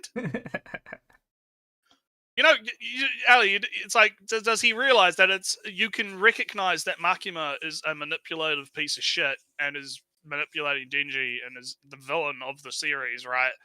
And also find her hot.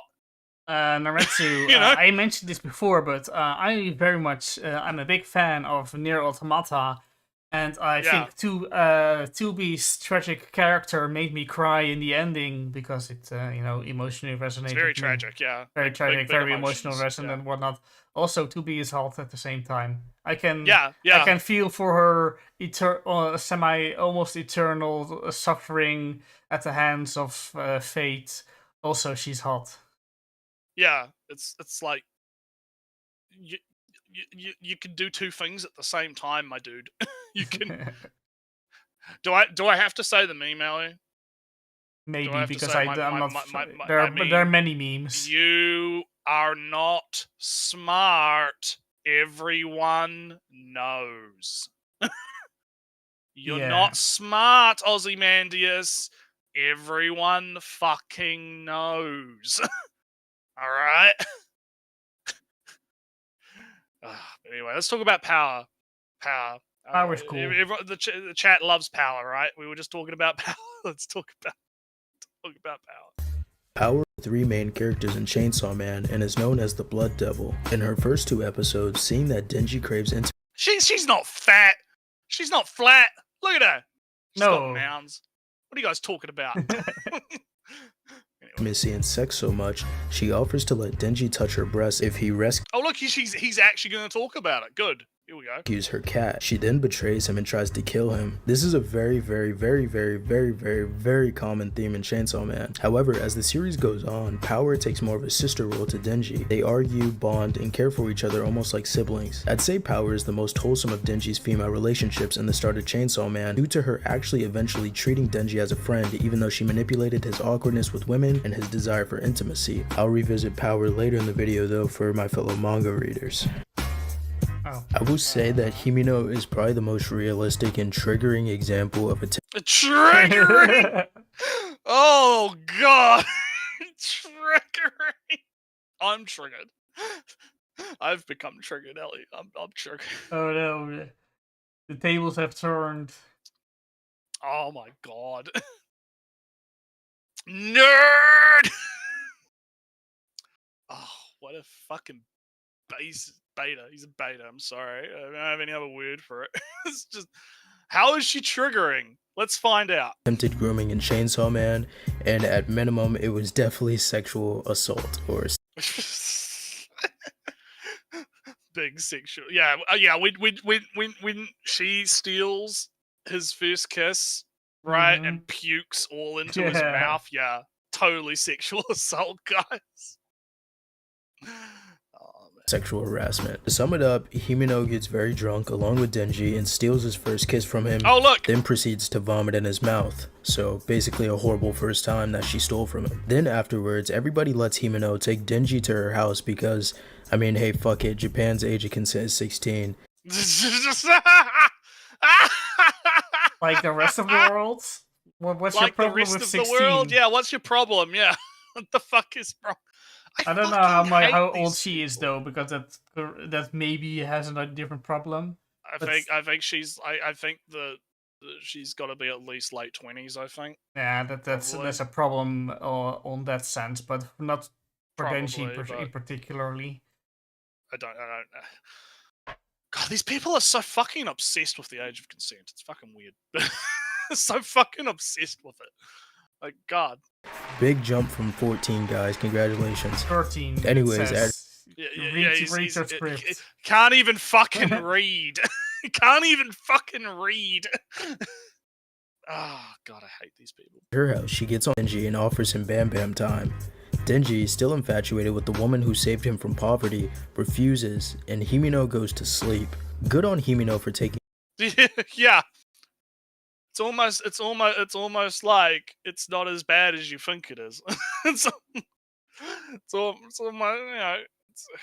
Consent only applies to actual flesh and blood humans. Exactly. So Denji doesn't apply. I get it.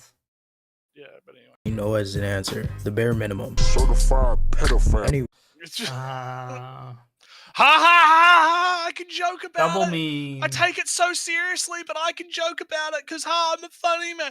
Isn't pedophilia so funny, Ellie? Is it such a great joke? Such a meme, right?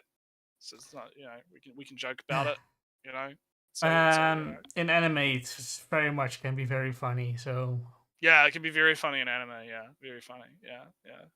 In real life, it's according to this guy. In real life, it must also be very funny. Oh, the first thing I we're know. meant to be having a serious video about all male victims are not taken seriously, right? And Chainsaw Man is based because it takes it seriously, but I can still, you can still joke, So yeah. Let's keep it going. I hate these people. Anyways, I know I'll have age of consent debaters in my comments section saying that Denji is 16, so it's legal in Japan. However, the scenario of a woman in her... Yeah, a woman in her, how old? I don't know how old she is. Maybe you'll say it though. Maybe you'll say it. Let's listen. Her 20s, taking a drunk 16-year-old... 20. Well, I assumed late 20s.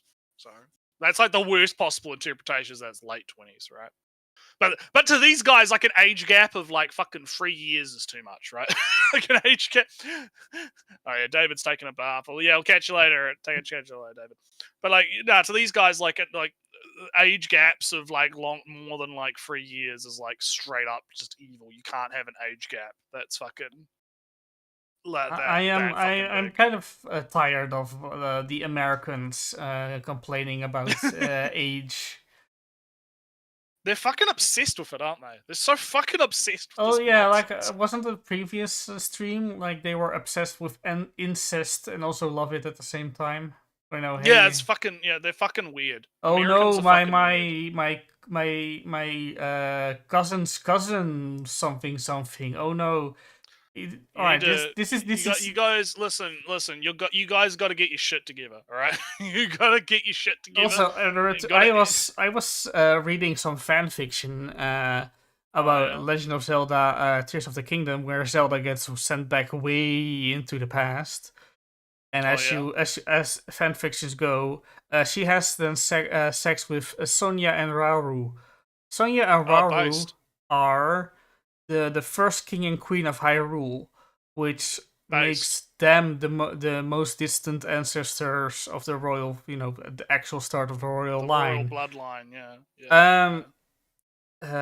Archive of your own works out of tags, and one of the tags was, "Is this incest?" ? And I say no. No, it's not. 1,000-year difference. No, it's not. God, and that's kind of the weird. I assume the author was American of that fanfiction, but probably. But to think about incest in a story where your ancestors are multiple of thousands years. It's like Marty McFly going back in time and being his own granddad.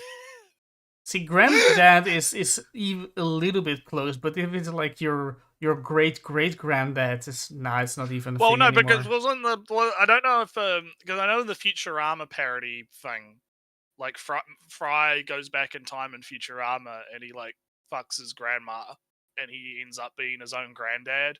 Mm-hmm. Because he kills his granddad, right? Oh yeah. Because I think I remember like he puts his granddad in a house and that house was like in a nuclear test site and his granddad gets killed in a nuclear test site. Because he was going to save his granddad because he was missing or something. No. Well, what happens is they go back in time via this was a long fucking time ago, but they go back in time in the spaceship and they land in like Roswell, right, or whatever Area 51, right, and what ends up happening is through most of the episode, Fry is trying to stop his granddad because his granddad's a dumb fuck and is about it's like Final Destination, right? His granddad keeps being about to die constantly, and Fry is like, "No, I have to stop you from getting killed so that I can actually because Fry is like, it'll be like fucking back to the future where if my granddad dies, I won't be born and I'll be fucked, right?" And so they go through this whole plot line where he's trying to stop his dad from getting killed, but then his dad dies anyway. His granddad, but then his granddad gets killed in the fucking thing, right? And then he ends up hooking up with his grandma, not knowing that it was his grandma, and he ends up being his own granddad, right? Via that, right? Yeah. And that apparently does some other stuff. That apparently does some other stuff, right? With Futurama, and there's like some weird stuff that happens with like Fry as a person and stuff. That's lore stuff. That's not interesting. It's lore, deep lore. Futurama has deep lore, guys. Okay, but the point is, right, is like, yeah, technically kind of ancestral, but at the same time, who cares? No one cares. It was funny.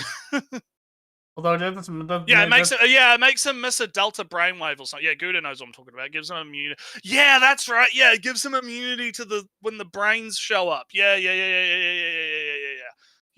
This is too deep lore for me. Yeah, too deep. Ali's head is spinning right now. He doesn't. I don't really care for Futurama. I thought all this kind of boring or not interesting. Okay, but anyway, let's we got to get back to the. God, I don't want to get back to this. This is so fucking annoying. Home after taking his first kiss and vomiting in his I know it was a mistake. Mouth is not a good look whatsoever. Of course, to us watching it as it's not a good look. It's not. Oh, it's not a. God, he sounds like such a fucking finger waving. Oh no! It's not a good look, Ali. It's not a good look. Oh, it's so problematic. Oh. This is why people fucking hate the left, right? This is why people fucking hate the left, because they come off as such fucking nannies, right? They're like, oh, no, can't have that in your story. Oh no, it's so problematic. Yeah, what was the guy in the games? Nori then complains about the downfall of society. But listen, Ali, we're talking about the rightoids do it too. Disclaimer, blah blah blah blah, whatever. Let me bash my leftists, okay?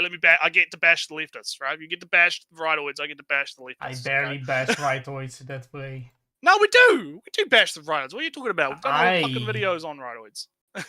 But anyway, no, listen. We got to bash the leftoids. Okay, they need to be bashed. I want them to do better.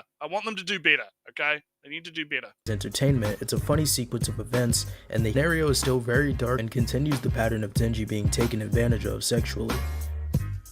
It hasn't been animated yet. Oh yeah, here's our bomb girl. Here. Oh, this is the bomb. All right. He has nice legs. I only have some couple pages.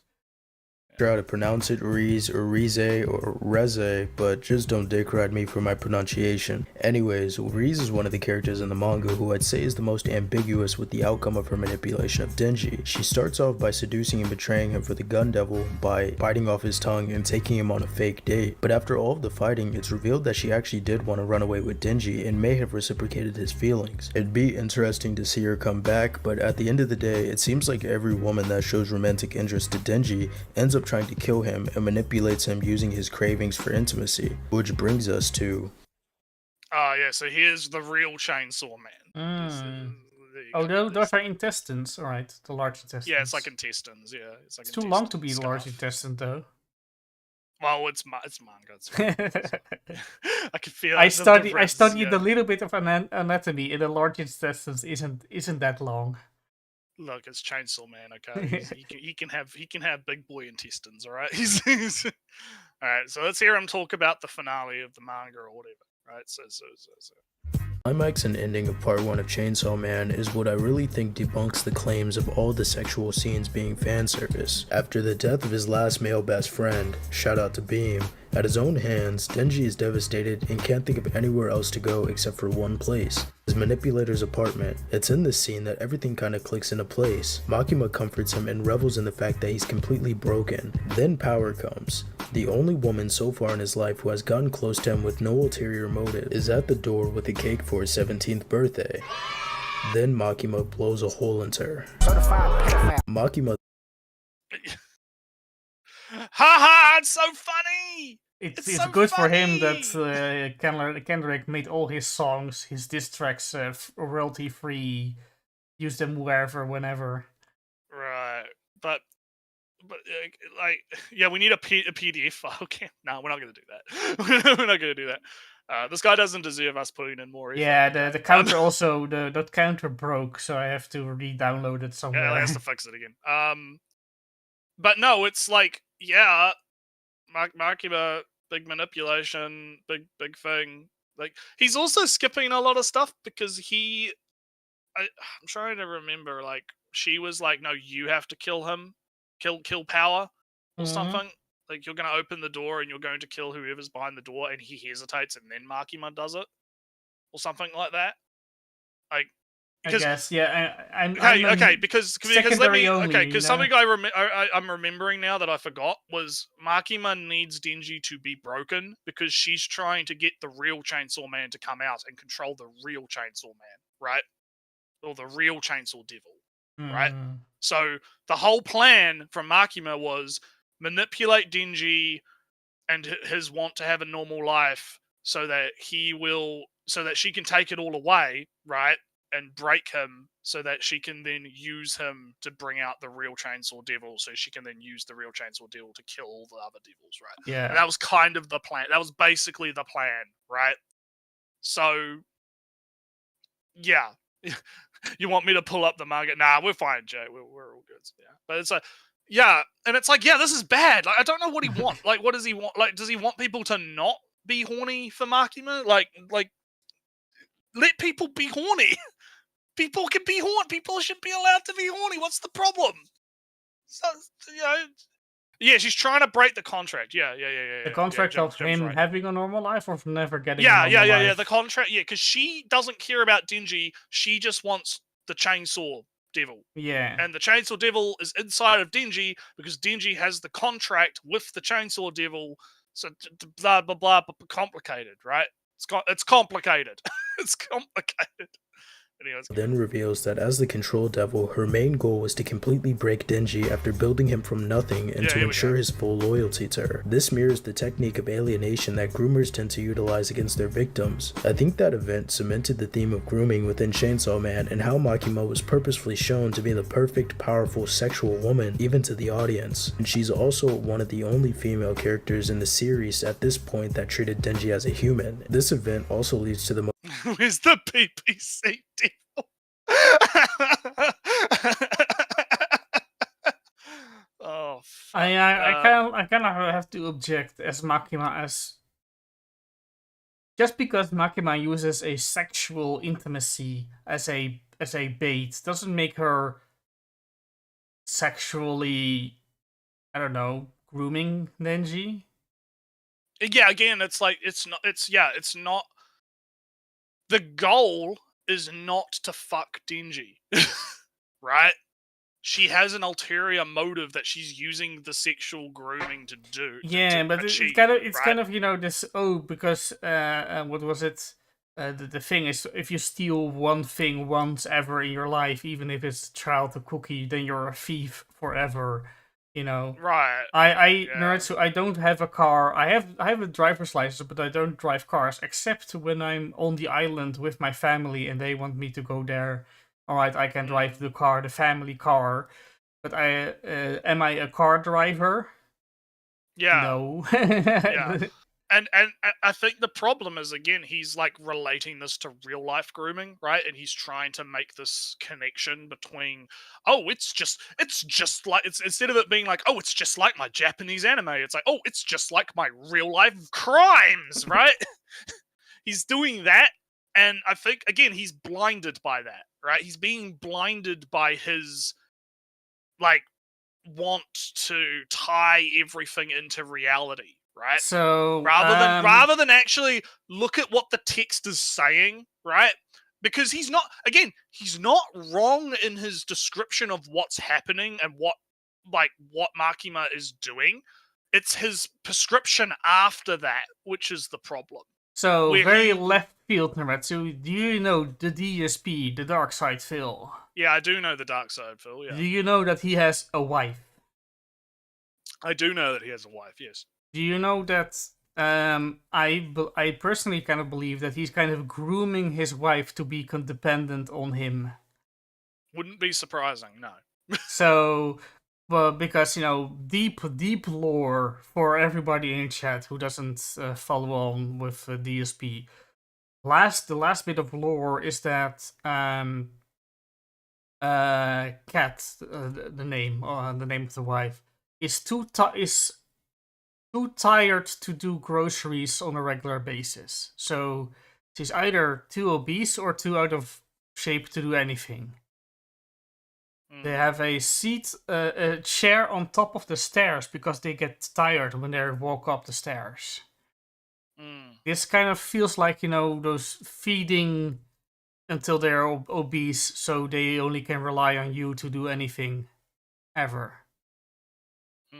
So, and also the outside is scary because all the crazy fan detractors are all out there trying to get you, etc., etc. Right.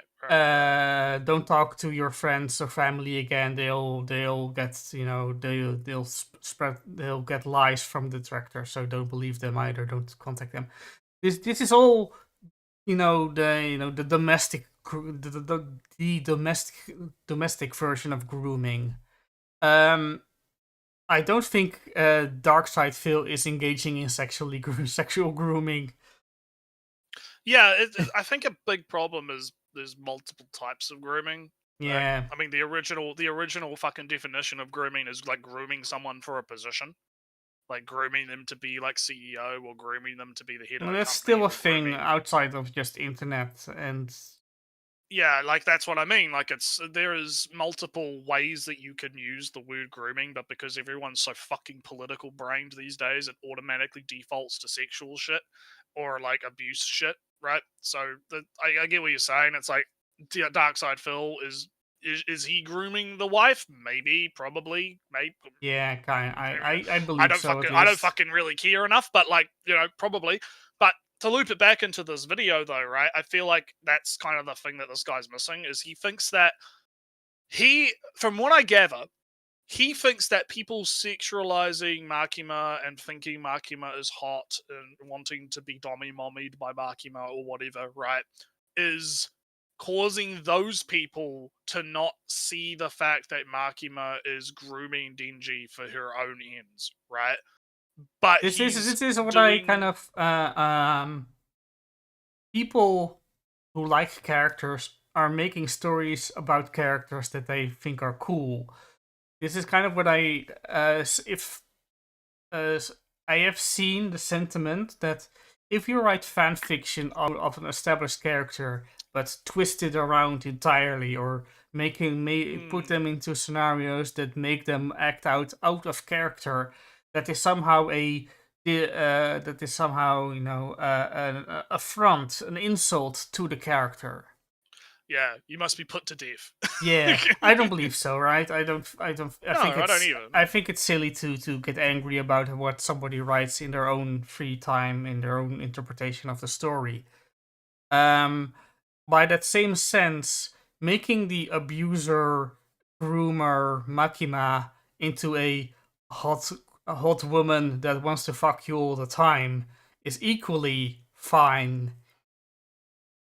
I don't have any problems with it either. Ellie, you're causing the normalization of sexual abuse by doing that. What do you mean? You're evil. You're disgusting. No, because in my story, Makima is also 16. That makes it right. It makes it okay. Instead of all characters are 18 plus, all characters are under 16. Hey, everybody it's fine. They're both the same. It's fine. They're both the same age. Consenting age, all willing, consenting. No, there's no objections to be had. Yeah. What do you mean? But no, I get what you're saying though, right? I think that's where this guy's kind of, it's like I said as my joke response, right? Because his response to that would be, "Ew, but you're normalizing sexual assault by doing that. Don't you recognize what a horrible thing you're doing, Ellie? How dare you? How dare you not draw that? You liked that sexy art of Makima. You're endorsing grooming. Oh, how could you do that?" Yeah, but this right? is like I did with 2B, right? I can cry out with my 2 eyes and out of my 1 eye. Both are fine. Both are fine, yeah. But anyway, let's keep going. Most recent chapter, and Denji finally becoming self-aware of his grooming. To be quite honest, I wrote this section only for chapter 166, and it was only just now after I finished chapter 167 where I was like, yeah, this is gonna need a whole segment in itself. So I wanted to talk about how in chapter 166, Denji is finally coming to terms with the fact that he associates sex and intimacy as being exclusive only to each other. He's in the middle of a breakdown, basically saying that his biology and his hormones and his drive for sex is getting in the way of his mission and how he's feeling about all this grief and happenings. It's actually a very interesting tweet I saw when I was like first drafting. So, funny fact, this is like right before the fucking end. This is like right before it happens. He's like, yeah, because they go to because they're like, yeah, Dingy's like, they go to like the fucking strip club and the strip club's burnt down. And they're like, you know, Dingy just has a fucking mental breakdown because he's essentially lost everything, right? His house got burnt down. Okay, this is gonna sound really fucking weird or something. Well, no, because okay. Oh, Power's back alive. His house burnt down. The reincarnation version of Makima, that's a child now, that may or may not have the same personality that he's been raising as a fucking sister for the last few years, has been kidnapped and has vanished, and we don't know where she is. All of the dogs burnt to death in the house, apparently. Because he had kept dogs because he liked Pochita. They kept the dogs, yeah. It's weird. Look, it's... Oh, other dogs, never mind. No, it's the same dog. It's Makima's dogs. Look, Ali. It's complicated, okay? You're talking to a secondary. You're talking about dogs, and there are no dogs in Chainsaw Man. What are you talking about? Yeah, Nobody has Makima dogs. has dogs. Makima has like 50 huskies in her house. All right. She has like 50 huskies, and all of those huskies like come with Dingy and the other thing. Yeah, Dingy gets kind of like fucked over. Like, a lot of shit happens. I'm not gonna recap the whole thing, right? I'm just saying this is kind of important context that he's not really talking about here, right? Where, yeah, Dingy is like having a mental breakdown because his desires are getting in the way of, you know, like he's at this lowest moment, and the only thing he can think about is wanting to have sex, because that's been like one of the goals of this like whole thing. Because you remember how he was like, "Oh, I want to touch boob," right? Mm-hmm. Now he's moved on from wanting to touch boob to, yeah, I want to have sex with someone, right? And that's been like one of the things. Like at the beginning of this season, this whole manga arc of Chainsaw Man, his whole reason for wanting to be Chainsaw Man was because Chainsaw Man is hot with the ladies. Oh. Like straight up, he even flat out fucking says this. He's like, I want to continue being Chainsaw Man because the chicks fucking love Chainsaw Man, but they don't like Dingy, right? And he also can't expose the fact that he's Chainsaw Man to the world, right? That's the other thing. Because otherwise this other guy is going to like kill him or something, right? So he has to be like, no, I want everyone to know I'm Chainsaw Man because I want the girls to think that I'm cool so I can have sex, right? And that this guy's not going to fucking talk about that, is he? He's not going to fucking talk about that. Also, because that would make his argument kind of weird, wouldn't it? Also, I to go back to video, don't flash a tweet.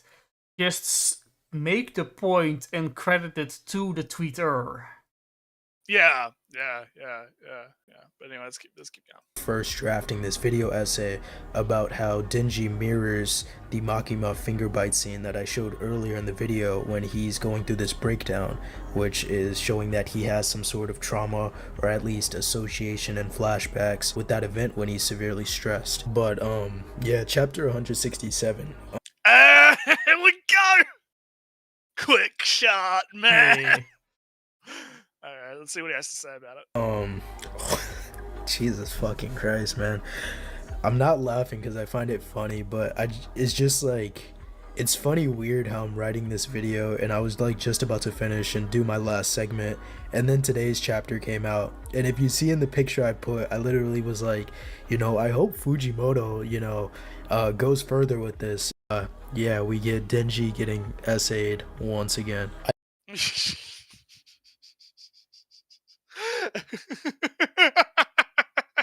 Again, they think it. See, the thing is, right? I didn't see it as a sexual assault because it's not like, because it's a really weird scene, and the reason I was laughing the whole time is because it just comes off as like awkward. Isn't fuck it, like because I described it earlier, right? I described it like a few hours ago how it kind of goes down, and the whole thing comes off as like this sort of weird, awkward, comedic type Nretsew, thing. I have to assume that was the war devil girl is of the same age as Denji, so. Well, she's a war devil. Yeah, well, yeah, she is the same age. Yeah, like the physical body is the same age. Yeah, well, if the personalities flow over, etc., it's it's fine. It's a dime penny, whatever, it doesn't matter. But what I'm getting at is like the way it's presented in the actual like manga comes off as like, haha. Like it literally is an Evangelion reference. It's straight up. She straight up does the "I'm so fucked up" and looks at her fucking hand with the cum on it. Okay, you cannot fucking tell me that that's not deliberate, right? 100% that's fucking deliberate. It's mirroring that same kind of vibe, right? And it's like, yeah, I guess you could argue that it's a sexual assault, but it's like it's not really played that way. It's kind of weird, I guess, in that sense. But these people are reacting to it as if, like, Denji got fucking raped. Like, he got bent over the back of a trash can and fucking the war devil just shoved her fucking food dick up his ass, right? That's how they are reacting to it. They're reacting to it like it's that fucking type of thing. When it's like, no, he just, he got his balls kind of crushed and he had a bit of a pre-jack moment, right? He got his balls fondled and they started kissing, and then he had a fucking little bit of a jack off, right? A little bit of a pre-jack moment, right? So, if there was anyone stuck in an awkward situation as a food wheel, Asuna got the worst of. Yeah, she had to sit in the cuck chair in her mind. She had to. Oh God, Jake. Oh no, I don't want to think about that. That's fucking great. Oh fuck.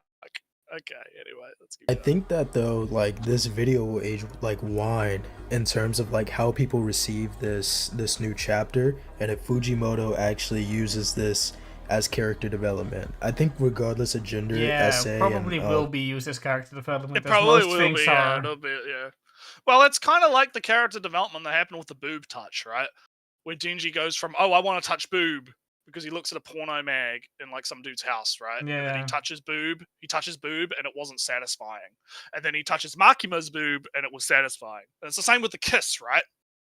Like, he's going through the same character arc where he realizes that he needs to actually have intimacy with people. It can't just be raw sex, right? Like, or like the sex in of itself means nothing if there's no intimacy. The pure physical doesn't mean anything without an emotional connection. Yeah, it needs to be an emotional connection, which I think is like kind of what Fuji's going for here, right? I think he's like, Denji needs to realize that his base human desires are not the only thing that will bring him that just that on its own is not going to be what brings him happiness. He needs to have like friends, family, loved ones, that kind of thing. Stuff, yeah. Right? Yeah, stuff. And like, I feel like that's where it's going to kind of go, but at the same time, Asa and Denji's intimate history. Yeah, and it's interesting. Jake makes a good point. It's like, all through, there's been like this dynamic with these two characters being kind of awkward and being intimate with each other in weird ways, and kind of having like, Asuna has a crush, right? And Denji is kind of like a dumbass about it. He doesn't quite realize it, right? And so and that's like just normal shit though, right? People are like that in real life. They're fucking awkward about this stuff. So, anyway, let's see what Big Brain Man has to say about it. Grape scenes are pretty gratuitous at times, and most times don't have a bearing on the plot. But I think it would be very interesting to see Denji finally possibly have a healthy relationship. I'm not sure, because I guess it was the devil making her do it, but I don't know. I'd say this is a pretty good chapter despite what happened in terms of where the story could go. So I guess my original draft of the script of hoping Fujimoto does something with it might actually go somewhere. So well, I hope it doesn't, and this person is just crying in a fucking corner over the Nah, fact that it Nretsew, doesn't go anywhere. don't get a spite, make a story worse. No, I will be spiteful. I will be spiteful. I hope that this man is crying in the corner in the next few chapters when it's like completely forgotten about and no one cares. Like, Fuji's good at writing relationship stories. I agree with that, Jake. He's pretty good at it. He knows what he's doing. But let's continue. I know time will tell, but I just need to include this clip about 167, and honestly I think the reception to it will tie into what I think for the last leg of this video. Breaking down the perceptions of male victims. Alright, let's hear what he's gonna say. Yeah.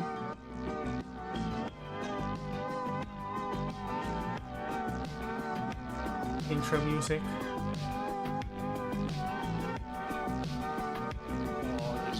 I think Chainsaw Man as a piece of media offers a piece of media.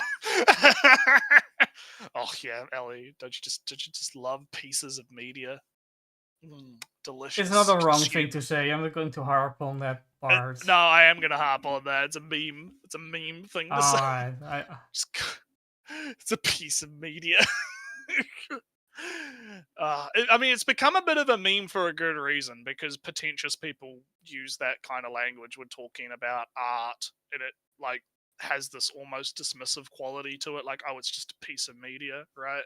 So, I don't necessarily like it. It's one of those things where it's weird because I don't like it, but I also don't necessarily know what I'd replace it with, right? Yeah, because like, it's at least he doesn't say this content. This content, yeah, that would be worse. That'll be even worse. But yeah, anyways, keep going. It's a pretty realistic portrayal of grooming and manipulation, shining a light on the pervasive nature of exploitation in society. I also think with the way that people perceive Chainsaw Man as a series and the scenes inside really shows that there's still a lot of work to be done on how we as a society view male victims. Yeah, we as a society, Ellie. We have to change society. Ooh. I'm just thinking of ways how to word, because when he's saying normal stuff, right, he's still saying it awkwardly, so I'm instead of just thinking, alright, how could you phrase this to be better? Not we as society, but, the adapt usage is text. Yeah, media academic, yeah. The text. Yeah, must society. Yes, there are better ways to say stuff like that. But anyhow, let's keep. It also is that even if the male is so-called willing, that power imbalances in female sexual predators should be taken just as seriously as male predators, even if the situation doesn't look that bad. Makima's position of authority within the Devil Hunter organization in her older age gave her unchecked power over Denji, enabling her to exploit his vulnerabilities and hormones. Other characters use Denji's subsequent hypersexuality and need for intimacy against him, and some women like Himeno were just certified pedophile. As the series is see, this, what I hate about this is it's like, I don't disagree, right? It's like, yeah, you're saying he's making factual statements, right, that are factual, but then he just ruins it. Like, he just ruins it. I don't believe that Himeno is lusting over Denji. Well, first off, she's drunk as shit. That's the first fact. Yeah, I mean, the thing. Oh, Denji is a sad boy. I'll make him happy. That's the thought process of a drunk, massively drunk person like Himeno. Yeah, it's like Jake says. It just fumbles it, right? Like leaning into that whole haha pedo, ha ha, it's so funny. Pedophilia is so funny, haha. It undercuts his whole argument, right? Because if if his argument is we need to actually take this seriously, right? We actually need to take the issue of grooming, like male grooming and males getting groomed and sexually assaulted and pedophilia and all that kind of stuff. If his point is, yes, we need to take that seriously, which is something I do agree with. I think we should take that seriously, right? Why would you then joke about it in the video? Why would you do... And he uses the same joke, too, like 3 or 4 or 5 times, right? It's like, why would you do that and undercut your entire fucking argument with that? Because why should I take anything you have to take seriously, right, if you're not going to take it seriously, right? If he's not going to take it seriously, why should I, right? Like, I think it's fucking ridiculous. I don't really... there's such more charitable ways to interpret it, Himeno, but he just keeps on the same one, and it's kind of annoying. Well, yeah, because I mean, can't actually engage with the text in good faith, right? You have to have to jump to the worst possible interpretation. But Nretsew, if he takes it seriously, it would mean that he's taking a stand, and we can't have that. Yeah. Anyways, Though, Chainsaw Man is starting to delve into the lasting effects of grooming on survivors, illustrating how manipulation can leave lasting scars on one's psyche and the ways that survivors cope and heal. And I'm frankly still excited to see how it's handled regardless of 167's events. That's basically all I wrote for this video, but just as a reminder, if you're a male victim, it doesn't make you weaker or less than, or, there's not always a quote-unquote excuse that people will give you of, why didn't you fight back? Why didn't you say no? I don't know, for a while, I'm not sure if I would quantify it as SA, but I know in my case, it was one time it was a friend's mom, and I burned my arm, so she came over to help me, and I had my shirt off. And then I was sitting down, she kind of felt my stomach, groin area, and was like, wow, you're such a strong, you have such a nice body for your age. And then what the fuck is what? This took a weird fucking turn. Okay.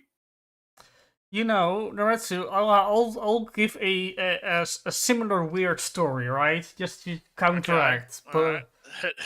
Hit me. Hit me. What do you got? So, it was a birthday party, hooray, at an aunt's, and a kid, like 3 years old, not even maybe, that age, preschool kinda. Yeah. Kid fell. Oh no, kid was crying, and as a concerned teenager myself, and I saw that all the parents and aunts and whatnot and uncles weren't doing anything in the 1.5 seconds.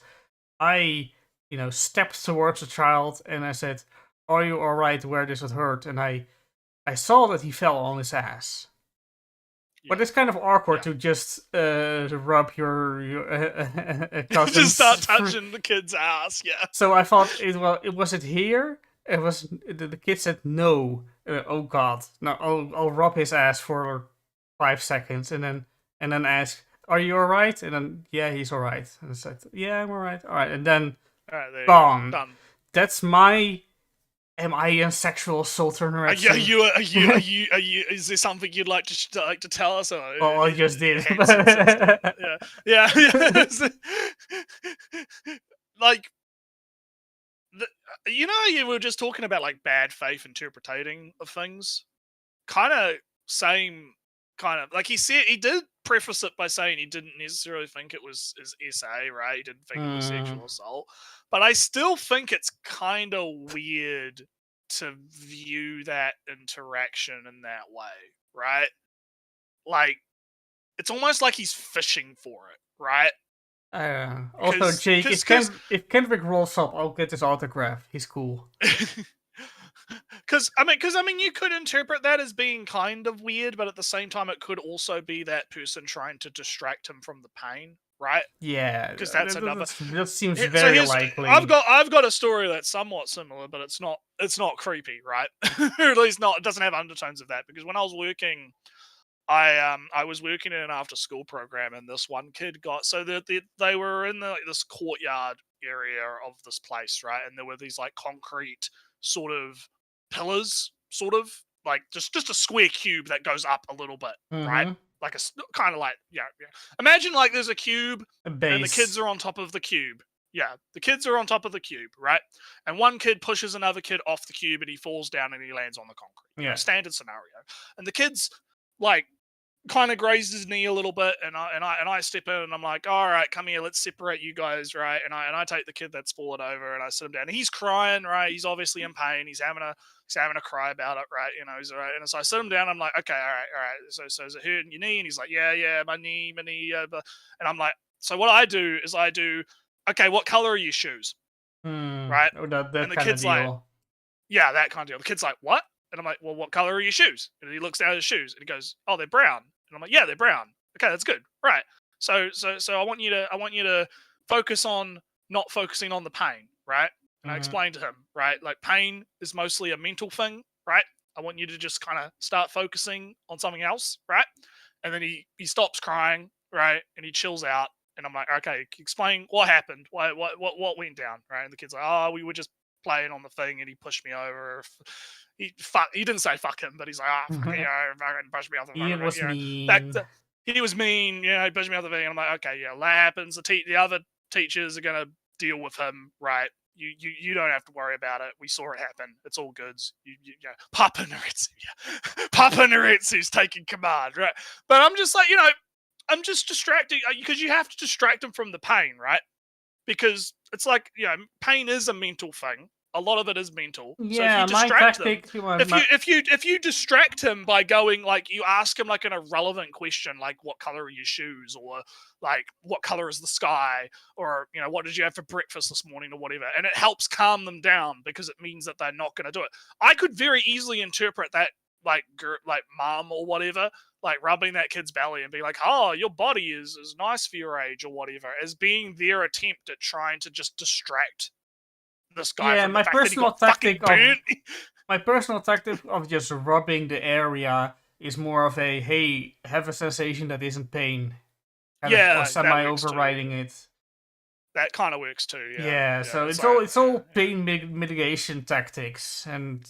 Yeah, but that's apparently, like, really creepy, I guess. I guess. Apparently it's, like, it's a red flag for this man, right? Apparently that, like... Again, it's like having to see the worst, most least charitable interpretation possible, right? Like you have to look at everything through this weird lens, right? So yeah, I don't know. This is kind of a weird turn for the video, but let's keep going. Nothing happened after that. But I was around 13, 14 and hit puberty early, so I was more developed. Everybody hits puberty early, so... Okay. But it's kind of weird how when I bring it up with people, they're always like, oh, was your friend's mom hot? Or like, that's... You know why they bring it up like that? I know why they do. Ellie, because this isn't a serious situation at all. Yeah, exactly! Exactly, my man. It wasn't a serious situation at all, so just... Oh, was she... Chill. Just chill. Just chill, bro. Oh, God. Okay, we're almost there. We've got like a minute left. It's a compliment. You should have took it as a compliment. Maybe she wasn't even feeling there. But then sometimes I think I'm like, well, if the genders were reversed and it was like a 40-year-old man touching a girl down there and being like, wow, you have a nice body for your age, we would probably throw them under the jail, so... Well, I mean... I guess it depends on the context, babe. Like you know what the 40-year-old man would say? Oh, you have such pretty hair, or whatever. Yeah. I'm like, Sammy says he's not wrong. I mean, kind of. I think that you could argue that there would be a different reaction, but at the same time, it's like. Context. The mother just went for a stereotypical boys want to be tough and strong. Yeah, boys want to feel like they're big and strong and their bodies look good, right? And girls, if it was a man that comforted a girl, that would, oh, you're so tall and pretty hair. Yeah, I don't think like in a normal situation like that, the 40-year-old man is going to be doing the touchy feely on the belly, right? I don't.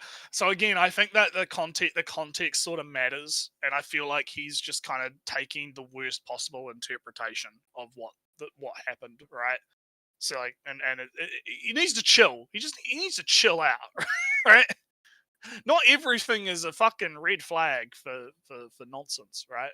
But anyhow, in terms of how you see it, never feel that it's not enough or you shouldn't feel a way about it, or is this UK, that or is it was America? just a moment of I don't know. I don't. How do you? My keyboard doesn't have hope on the keyboard. How do you that's that's a weird phone number. Yeah, but anyway, let's keep going. Weakness. That's what I would say. Sorry to yap at the end, but I feel like with a topic like this, with jokes that I put throughout the video, there should be some. Yeah. Then don't put the jokes throughout the fucking video then, you dumbass! If you know that the jokes are undercutting your fucking point, then why would you fucking make them in the first place, you idiot? You absolute buffoon. You... Anyway. Some sort of moral or serious tone to it. So I'll have resources in the description and in the vid. So if you got this far, thank you for watching, and I'll see you guys in the next one. Should be a... Alright, there we go. We've only got like 1 second left. How conservative media targets minors, the PragerU pipeline. See what I mean about political stuff? Like most of this stuff is related, Yeah. right? So that was a bad video in general, right? Like putting aside my leftists are bad, spiteful bullshit for a minute, right? The overall quality of the video is terrible, right? Like, just straight up. He's making jokes about things that he's claiming to take seriously. He's, like, he understands the text, but at the same time is misrepresenting the text and trying to take the worst possible interpretation of things, right? And not looking at the text for what it actually is trying to say and what it is, right? He's, you know, kind of, like, his video editing is really bad, where it's flashing things up on the screen. It's, you know, it's the typical stuff we usually talk about, right? Not actually explaining what he's showing you, not actually, you know, having subtitles on the top and the bottom and talking about, oh, I'm getting groomer vibes from this dialogue, right? So, yeah, overall, this was a really bad video, in my opinion. I think he could have done a lot better of a job at it, because a lot of what he's saying is not wrong, right? I do think that there is a double standard when it comes to male sexual assault versus female sexual assault. I do think that that's something that does need to be kind of addressed and talked about, and it is a very serious topic. But I don't believe that he's taking it as seriously as he claims, based on how he constructed this video and how he, you know, starts the video essentially with a fan service is bad, oh, fiction affects reality, depictions of things in media, you know, dictate how people view things in real life, and that makes it bad, and we have to censor things, right? Like, that's kind of where he loses me, right, in this discussion. And I think a lot of it, you know, as much as I know Ellie doesn't want to kind of fucking go into that, I think this is definitely caked in his leftist views around media, because that seems to be the stance that a lot of left-wing people have taken up in recent years, is that, yeah, no, media is problematic, and having problematic content in media is causing problems in society, and so if we want to change society, we have to subvert and change the media, right? And that's been the strategy for the last, like, 10 years on the left, culturally, right? Is to subvert and gain control of the media. So yeah, that's kind of my final thoughts. What only, I don't know. I saw a thumbnail somewhere about how, was it Peterson, the psychologist, Jordan Peterson? Yeah, that guy made Kermit the Frog here. Yeah, he made a speech or somewhere or one other that says fiction is real or somewhere else or something. Yeah, no. I don't know. I'm not. I wasn't interested enough. You're getting the same kind of vibes, basically. Well, I didn't bother watching that, because why would I want to watch a video like that? Yeah, why would I subject myself to that? Yeah, we have to subject ourselves to these videos for content, right? If you don't have to do it, don't. If I can avoid, it wasn't anime related, so I was safe. Yeah. But yeah, so I don't know. It's not even both sides. I don't think Peterson is a coherent figure anyway. But on the video itself. Yeah. Video confusing, long run-on sentences with very many disclaimers and clauses and whatnot, and then flips back and forth for what the subject and the subject is, and the side objectives. Images that are shown way too early to give without context, and or images that have multiple lines of dialogue on them at the same time, or about different things at the same time. Makes it hard to follow what it is all about. A lot of images with a lot of texts that are with a lot of images with a lot of text on them.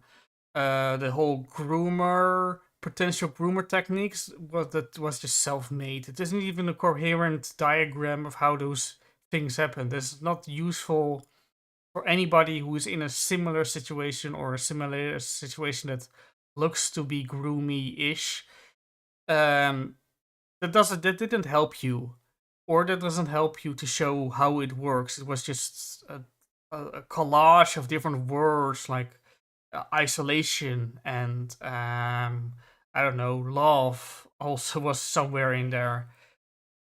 That was rather, yeah, like I said, that was incoherent. It's like what I just was attempting.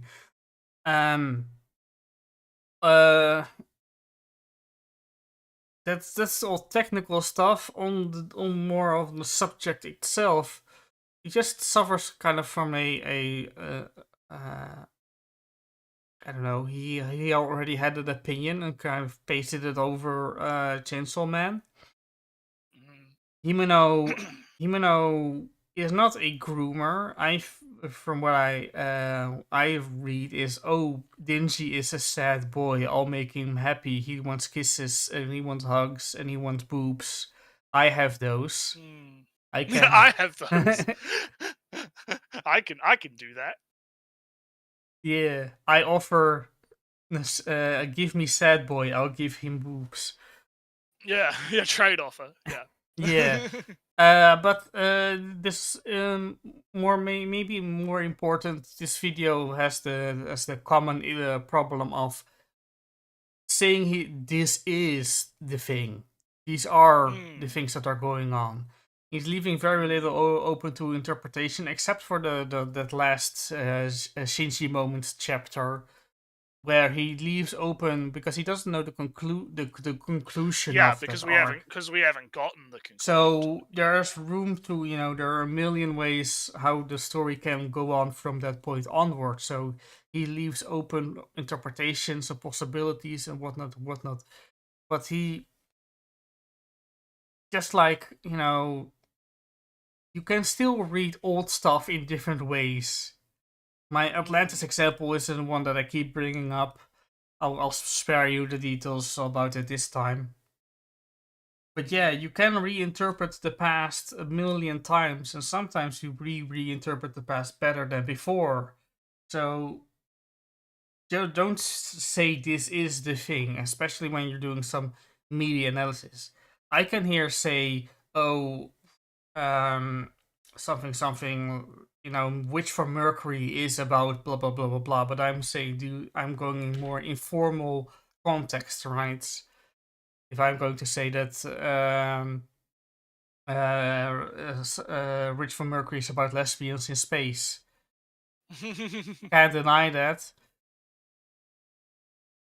But yeah, that's kind of most what I had to say about it.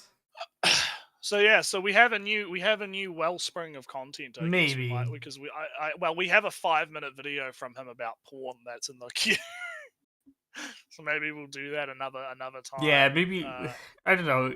Is there another video from Nori that's also 5 minutes? I don't know. We'd have to. Well, I mean, next week's going to be anime talk. So. Oh, sorry, Nretsew. I forgot to say. Next week is Island Day. Oh, so it's either one day before that or. Or I don't know. We'd have to come up.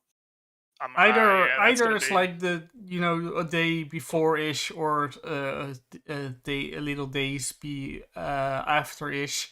The problem I've got is next week on we'll have to do scheduling talk about that because I've got stuff coming. Also, if it's if it's the changing of the seasons, we can have our little break, I guess. If it doesn't work out. Maybe, but well, basically next episode when we get around to doing it is going to be anime seasonal talk. So because the transition of the seasonal's happening, and then after that we'll go back to video coverage. So I guess speaking of anime talk, I'm going to go grab a drink, and then we're going to talk about all of the fantastic fucking episodes that came out this week. So I'll be back in a sec. I'll not talk about anime as Nretsew is not here. Instead, I'll ask Chat. Chat, have you been watching? And what's your favorite anime of this season? You know, a good old streamer question. Have anybody of you been watching something like Girls Band Cry? That's it's not licensed anywhere. But you know, keep saying it. Ooh, not watch anything at all. Oh, read. Oh, that's fine. I do recommend Girls Band Cry as a thing that's that doesn't have an manga because it's. I should have made a screenshot of that. Oh, sorry. Oh, damn, Nretsew. I was almost going to start talking about Girls Band Cry. And actually, okay. I'm too quick. Quickshot man. I'm too quick. Well, what do we want to talk about first then? What oh no. I'll start with Girls Band Cry, and then you. Yeah, you might as well. Might as well start what you were planning. You know, this season what happened in the crying band girls this week? The band cries. 7. All right. Yeah. So, the crying girls have a band performance, and they I kind of forgot. That's something bands typically do. Yeah, but you know, on a stage on a festival. Oh, so it's kind of they have a slot and whatnot, and professionals and sound checks and whatnot. But if I were to boil that a little bit down, Nina is a spiteful bitch. She is self-righteous and doesn't get along with people. She doesn't let go of what she thinks is right at all, and will just force it on other people if she thinks it's right. Also, as you do, yeah. Yeah. So Nina, great character. I love her every week. But not only but on this festival, not only their band is playing, also Diamond Dust with her bully now being in the band, which made the song that that made band and the song that she very much loves. You can't see it. I'll break this entire thing for this moment. You're gonna break everything. Let's go. Let's do it over here. You see this? Oh yeah, big. So by Diamond Dust is in the foreground, right? Playing with their uniforms. Yeah. Nina is there in the back. Yeah. And do you see the aura of "I hate you"? I hate you. She's just fucking. It's like a beacon shining into the sky. just fucking whoosh. Oh, sorry. See, I haven't been watching the show, but whoa, yeah, that broke it real hard. Okay, I haven't been watching the show, but I do appreciate the artistic direction, I guess would be the way to say it. Yeah. So to jump off, alright. Nina is angry in the background. That's kind of happens happens every. She is quite literally coping and seething in the background. Yeah. On an animation technical level, this is still, as always, as if it's going to change, a full 3D anime. But the thing that they do is they change their models. Not the models. They keep their anime faces effects, their side profiles, their altered expressions, their wacky faces and movements and all that stuff. Funny. Yeah, wacky, funny. They don't. They are fully 3D, but they don't lose the benefits of 2D animation, which is funny movements and whatnot, and funny faces.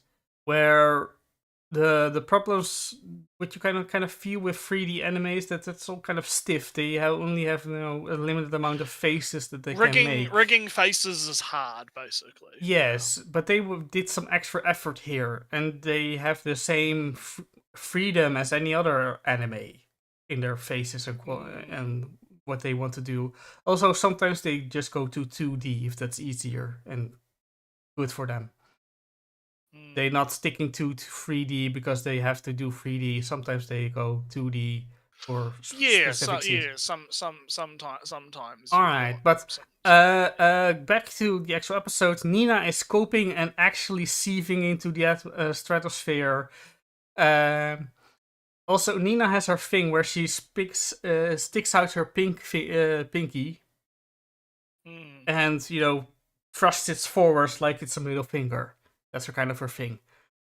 And what does the singer duo from this band, in the entire band? They do the same thing. They stole the thing from Nina.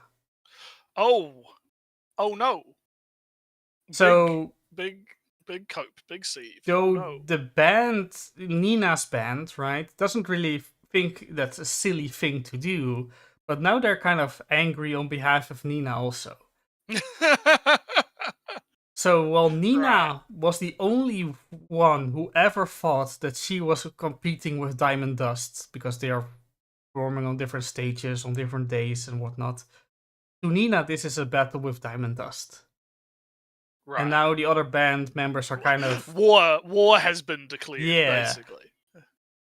Also, just Rupa, the slightly tanned girl, tall girl, loves her beer, wants to drink it all the time. Big beer, big booze, big fun. Subaru, the girl who's the granddaughter of a famous actor. She finally told her grandma, "Hey, I'm not doing acting."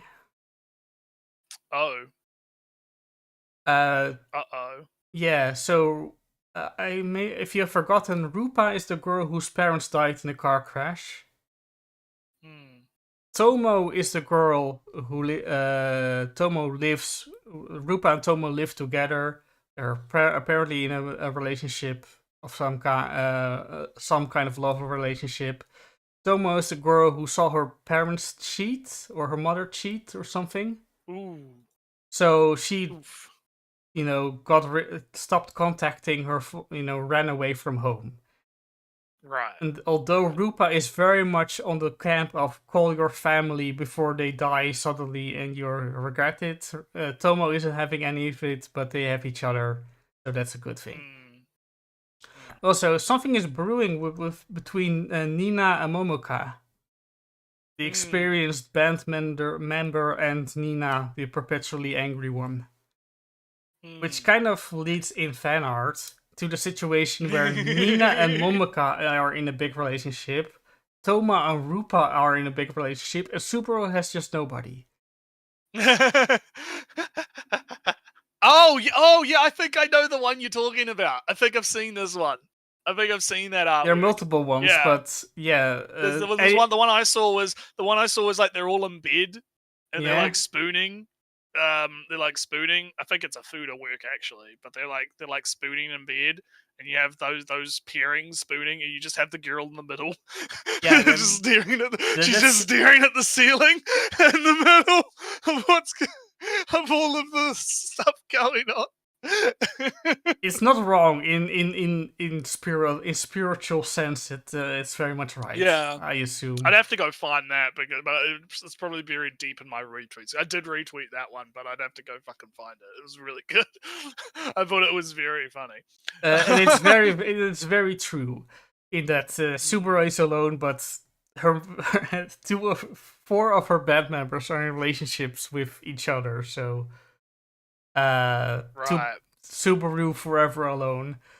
But to go back to the actual episodes again, they have their performance. They have a banger performance, and the performance is all about insecurities. Boy! Because Nina gets bullied for standing for things that she believes in. Oh no! Tomo is very much, don't look at me, you cheating mother. Go away! I'm disappearing. Fuck off, bitch! I'll disappear. I'll make myself invisible because you love your cheating. You're loving your cheating more than me, kind of deal. Yeah. your NTR. Fuck off Yeah. with your NTR. More than your daughter. Also, Rupa, my parents are fucking dead. That's... Yeah, it's pretty intense. Yeah. Subaru, I'm living a lie to please other people. Oh no. Momaka, how I am forever afraid of losing what I have, and therefore I'm willing to give everything up at the moment it becomes serious. Mm. Insecurities. It's a Oh boy. Oh, good no. good stuff. All right, Nretsew. Alright, Talk it's about your time Blue for- it's Archive. So, we had 2 things happen in Blue Archive this week, and I think everyone already fucking knows what one of them is. Actually, Nretsew, this is kind of... So what shall I talk about? Shall I talk about the elephant in the room first, or should I talk about the thing that was actually interesting? So, quick note, Nretsew, unrelated to the anime on itself, actually. It's kind of surprising that I hear so little about Blue Archive. Well, I mean, part of it is it's not officially licensed, so I mean, they haven't brought out the official version. I don't think yet, unless they've started uploading that on YouTube. I don't like that. That could have something to do with it. The other thing is probably because you are not online terminally, so you can't see all of the fucking also, dramas that happen. I can't complain too much because there's nothing online about Girls Band Cry. You know, I'm praising it every week. Exactly. So I'll talk about the Sensei being an absolute fucking menace first, right? So obviously, the toe sucking, the great toe suck filtering of 2024 happened, and man, was Twitter ablaze that day with all kinds of shit. We got fan art, we got people being like, "Fuck Blue Archive! How could they animate this? Oh no!" So I'll give the context. So what's basically happened is Hoshino, as we established last episode, she's disappeared. She's vanished. She's gone. She's apparently imprisoned by some red string. She's been She's been tricked and imprisoned, right? So since I'm going to start from the beginning and then we'll work our way there, because the interesting thing I actually want to talk about happens in the beginning, right? Sensei's alone in the school and they're kind of trying to plan out what their next move is going to be, and he gets a mysterious letter shows up at the doorstep. And it leads him to an office building, and he goes into the office building, and who should be there? Black Suit Man. Black Suit Man is there, and he wants to have a little conversation with our boy Sensei, right? And this is an interesting thing. I feel like the foot sucking stuff kind of overshadowed how interesting the conversation between Black Suit and Sensei is, because it's almost like an ideological debate takes place. Because essentially what happens is Black Suit is trying to recruit Sensei, right? Because Black Suit is also an adult, and he drops that he is from outside of Kivatos as well. Because Sensei, like the lore is essentially, because Sensei is a person that came from outside of the city, which I don't think it's ever been established what is actually outside of the city, right? Of what's going on there, right? We haven't really gone into any of that, but supposedly there are entities or beings that are getting into Kivatos somehow from outside of the city, right? Sensei is one of these entities, and Black Suit is also supposedly one of these entities. And Black Suit's whole thing is he believes that it is the adult's responsibility to take control. He doesn't believe that the kids should be running the show, right? He thinks that the power should be within the adults to dictate what's happening within Kivatos, and he wants to use the students who are obviously more powerful than him because of the halos to be able to do that. And part of the reason he took Hoshino was because he was running some kind of experiment on Hoshino to do something. It's not established yet what he's trying to do, but he's trying to do something, right? And what the conversation kind of goes in this direction where Black Suit is explaining this to Sensei, and Sensei basically just goes, "No, it is our responsibility to stand up for these kids and look after these kids as adults. We shouldn't be abusing them. We should be guiding them, right? And we should take responsibility. And Black Suit's basically just going, why? Why can't you understand? Why can't what do you mean? You're being a dumb. They're having a fucking Twitter debate, right? He's like, so you're being naive and a dumbass. Why you're not even their family? And Sensei's response is, yeah, exactly. I'm not their family, right? But I still have to take responsibility for them, right? Because that's a big theme of Blue Archive is responsibility. So Black Suit, he basically gives up. And he goes, all right, fine, you win. I'm not going to argue with you anymore. I respect your opinion. Yeah. I respect your opinion. You've owed me with facts and logic. It doesn't go like that. He does say that he respects him, though, right? Maybe one day I will be able to convince you, but today is not that day. Hoshino is being held in the Kaiser fucking compound in the basement or something. You would have to go there. I can't help you get her back, but that's your information. Oh, all right. Bye. And then he just fucks off. Is this a... But it... I'll let you go, yeah. Ask you questions. Interrupting question. Is this a symptom of the gacha story already existed and he didn't? What do you mean by that? Well, because I thought I heard that you say that this guy doesn't exist in the gacha story. No, he does. Oh, he does. All right. No. I don't know. I don't think I said that. No. He's in the gacha story. All right. No, Black Suit is like one of the main antagonists in the whole fucking series. Is like there's like a group of them, right? Well, that's another thing. He establishes that I think it's called Gematria or something, but he's part of a group, right? He drops that in the conversation that he's part of an organization that's trying to take control of Kivatos via the finding some way to control the students or something like that, right? And and he's like, it doesn't matter if we manipulate them and use them or whatever. You know, it's our responsibility as adults to take control because we know best, right? It's that kind of thing. And he's also in it for the science too. Yeah. Gouda's right. Like so there's like each one of these adults, right, kind of represent a different thing. Like you have one that's kind of in it for the arms creation of weapons and arms dealing and that kind of thing. There's one of them that's in it for artistic reasons. There's one of them that's in it for control. I think that's the chick. Like there's one that's in it for control. Black Suit's in it for like they're all like kaku. Yeah, they're all crazy.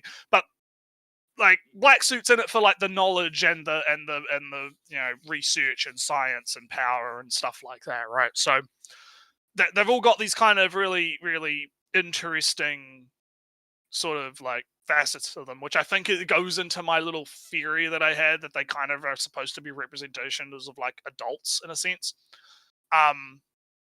So essentially, so Sensei gets his information and then he goes back to the girls and he says, all right, Hoshino is in the compound. And they're all like, right, time to go fuck up the compound. It's like, no, compound is too big. We need help. So they basically go to each of the other schools, right? They go to Trinity and they ask the girl that they robbed the bank with, right? Hey, can you help us or whatever? And she goes to the tea party and the tea party is like, ha ha ha ha ha, maybe. So no and we got some like little cameos from some future characters that might be important to the later story. So you get, this was actually kind of good because it does kind of set up a few things because you get to see little hints of some other characters that are going to be relevant later on, right? When we go to each different school and do their arcs, right? And then when they go to Gehenna, and at Gehenna, what it basically happens is the girls are having a meeting with with the blue-haired girl, right? And they're basically, hey, we need help. Oh, but the other girl's late for the meeting, and then she shows up, and then she has to go and do something else, right? Because she's so busy. And so they're just having a tea party while they're waiting. And Sensei is like outside with the chocolate Twin Tails girl, and she's like, because Sensei wants to see Hina, which is the white-haired girl, right? And she's like the big boss of the prefect team, right? And she's like, Haha, I'm You'll not never gonna get help through you. me. I'm not gonna help you. I'm not gonna let you see Hina. But maybe if you get down on your hands and knees and kiss my feet, and then Sensei's like, all right. It's like Sensei basically just goes, all right, bet. All right, bet. He's already like, she hasn't even finished her sentence, and he's already got her fucking boot and sock off, right? Like straight up, that's how it's presented in the anime. Like he's like, nah, I'm all right, fine, fuck it. And so he just like, yeah, and she like starts freaking the fuck out because she's like, where's your dignity as an adult? What do you? No, I didn't. What do you? Like, she just starts fucking losing it, and Sensei's like, nah, if this is what I have to do, I'll do it. And then he just sticks the toe right in his fucking mouth, and she just like. And then Hina walks in on this, and Hina's like, why is he on the ground? What happened? Is he injured? And she's like, no, he's sucking my feet. And then Sensei, I should have taken a screen cap of this, because he like moves his head to the side with like the most serious expression you've ever seen. And is like, Hina, it's good, I need to talk to you. And Hina's reaction is the one that I took the cap of. She's just like, what the fuck? What the fuck is happening? So basically, they go to all the schools and they don't really get any commitment for help, right? And then they bump into Problem Solver 68 at the ramen stall, right? Because the guy's reopened his ramen shop as a stall now instead of a building. And what ends up happening is even Problem Solver 68 can't really commit to helping with the rescue mission, and so they kind of go off. But the episode kind of ends with, even though we haven't got any confirmed help, I'm sure everyone will pull through in the end and come and help us. It'll be fine, right? And they're all kind of getting ready for the final episode, which will be this week, where they're gonna rescue Hoshino and do an attack and assault on the thing. So overall, really good episode. Some interesting stuff happened, some funny shit happened, some good gatekeeping happened. So nothing to complain about personally. I do, like I said, I think that the focus on the feet stuff kind of overshadowed the more interesting ideological discussion that could be had about Black Suit versus Sensei's sort of like perceptions of responsibility, right?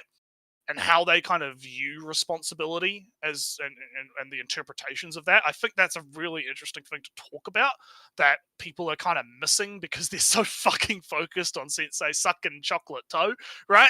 Yeah, but so that's what you don't need context for that. No, you don't. You do kind of need context. Well, I don't know.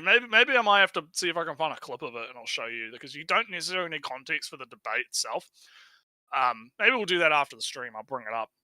See if I can find a clip of it, because it's probably clipped somewhere. But it's a really good episode. Really good. Had fun. I'm glad that they went all out with the gatekeeping. So yeah, good stuff.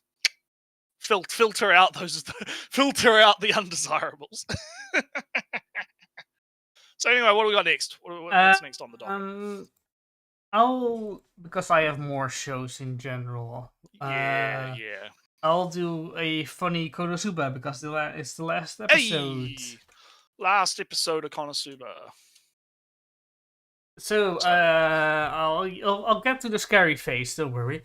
First off, Darkness was getting married because she has a massive debt because her family paid for all the times that the group messed things up. But it turns out Kazuma has just the right amount of money to buy Darkness in that sense, or pay off. I'm just gonna buy Darkness. Yeah. Well, so Kazuma has the money to buy off all the debt the Dustiness family has, and therefore Darkness. Kazuma steals the bride, runs off, complains that Darkness is heavy because she has too many muscles. Darkness protests that she's not heavy at all, and then rushes into the guards that are trying to grab her, and then she just grabs them instead, and she's way too tanky to ever be moved by 24 guards. She just stands there. But through some tricks and deceivery, the guards are distracted, and Megumin bursts through the church wall, the facade, and with explosion magic ready to go, right in town. And our fat noble Ollarp says, "Hey, you wouldn't dare, Megumin. You wouldn't dare shoot explosion magic." Megumin's just like, bit. Bet. And he starts prepping the explosion magic right above town. That's the red image. The red that you see is that she wants one word and she's done. And she does eventually set off the explosions, although she very much was holding back. No, Cosma, I can't hold back. I have to let it go. I can't. No. Explosion. You get the implications. But she at least contained it to be in the air only, not right wiping the entire town off the map. Going beat by beat. And so turns out that Vanir, demon Duke of Hell, isn't the only demon Duke of Hell in town. Maxwell was behind everything. Because Ollarp used an item from one of the reincarnees and summoned Maxwell. A Maxwell ability is to adjust the story. So Ollarp had Maxwell make all these adjustments to the truth, to the story, to benefit himself.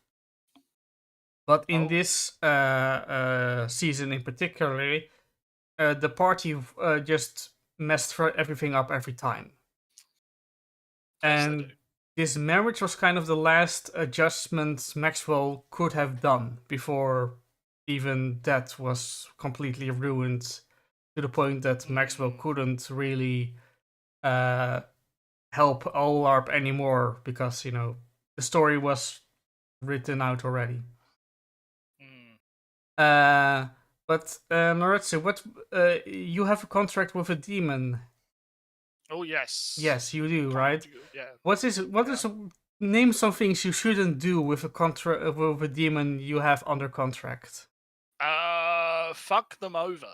Yes, all right. He already did that. So what else you shouldn't do? Break the terms of the agreement. Right. Ollarp releases Maxwell from the contract. Right. Okay.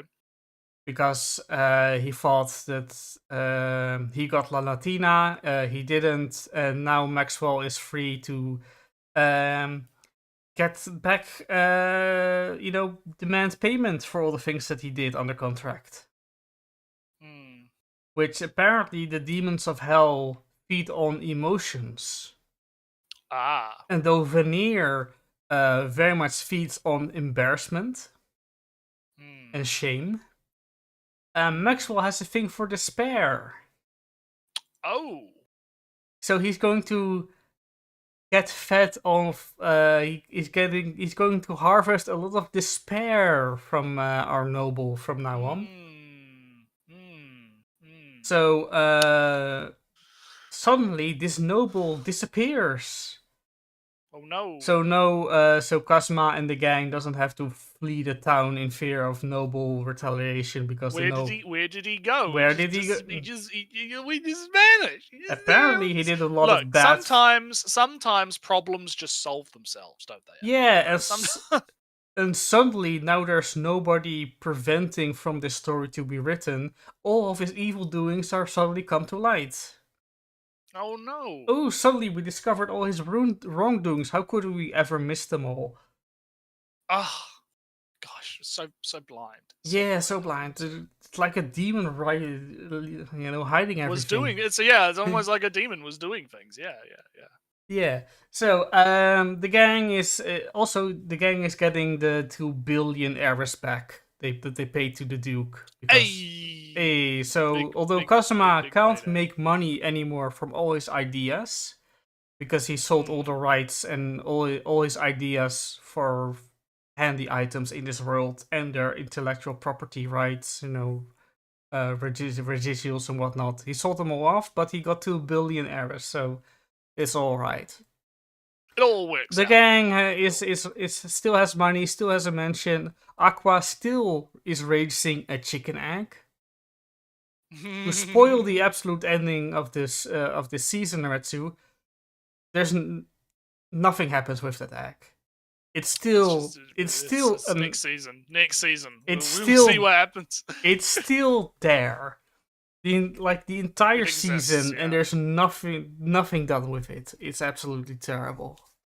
I'm waiting for the next season. All right. Well, it sounds like it was a pretty good season all around. Yeah, just to say the final joke of the season. How marriage works in this fantasy world or in this country is that you do the paperwork in the morning and you hand off the paperwork, and then you do the big wedding in the afternoon at the church, and as you do. Yeah. So you're kind of already married when you hand off the paperwork. Right. But if you don't show up for the marriage, you're kind of divorced. Ah, all right. So, because the marriage ceremony was interrupted, Darkness is now divorced. Hey! Darkness is a... How do you say somebody... She's not a widow. She is not single and ready to mingle. I guess. Yeah. Also, she's a divorce. she's a widow. Divorcee or whatever. Well, yeah. Well, technically, I guess count. Right? So the final joke. We have our lovely girl, Divorceness. Divorceness, yeah.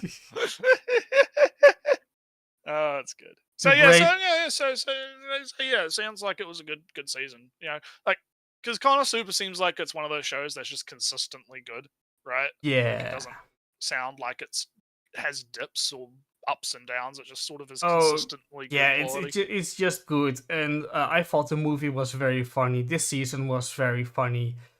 The divorce left her in darkness.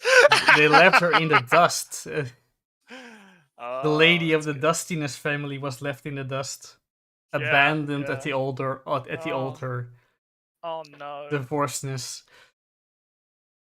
All right then.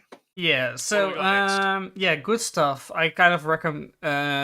By the time you get to this episode, if you haven't watched all the seasons, just watch it. You'll never remember all my ramblings of this season anyway. Yeah, you'll have fun. You'll have fun.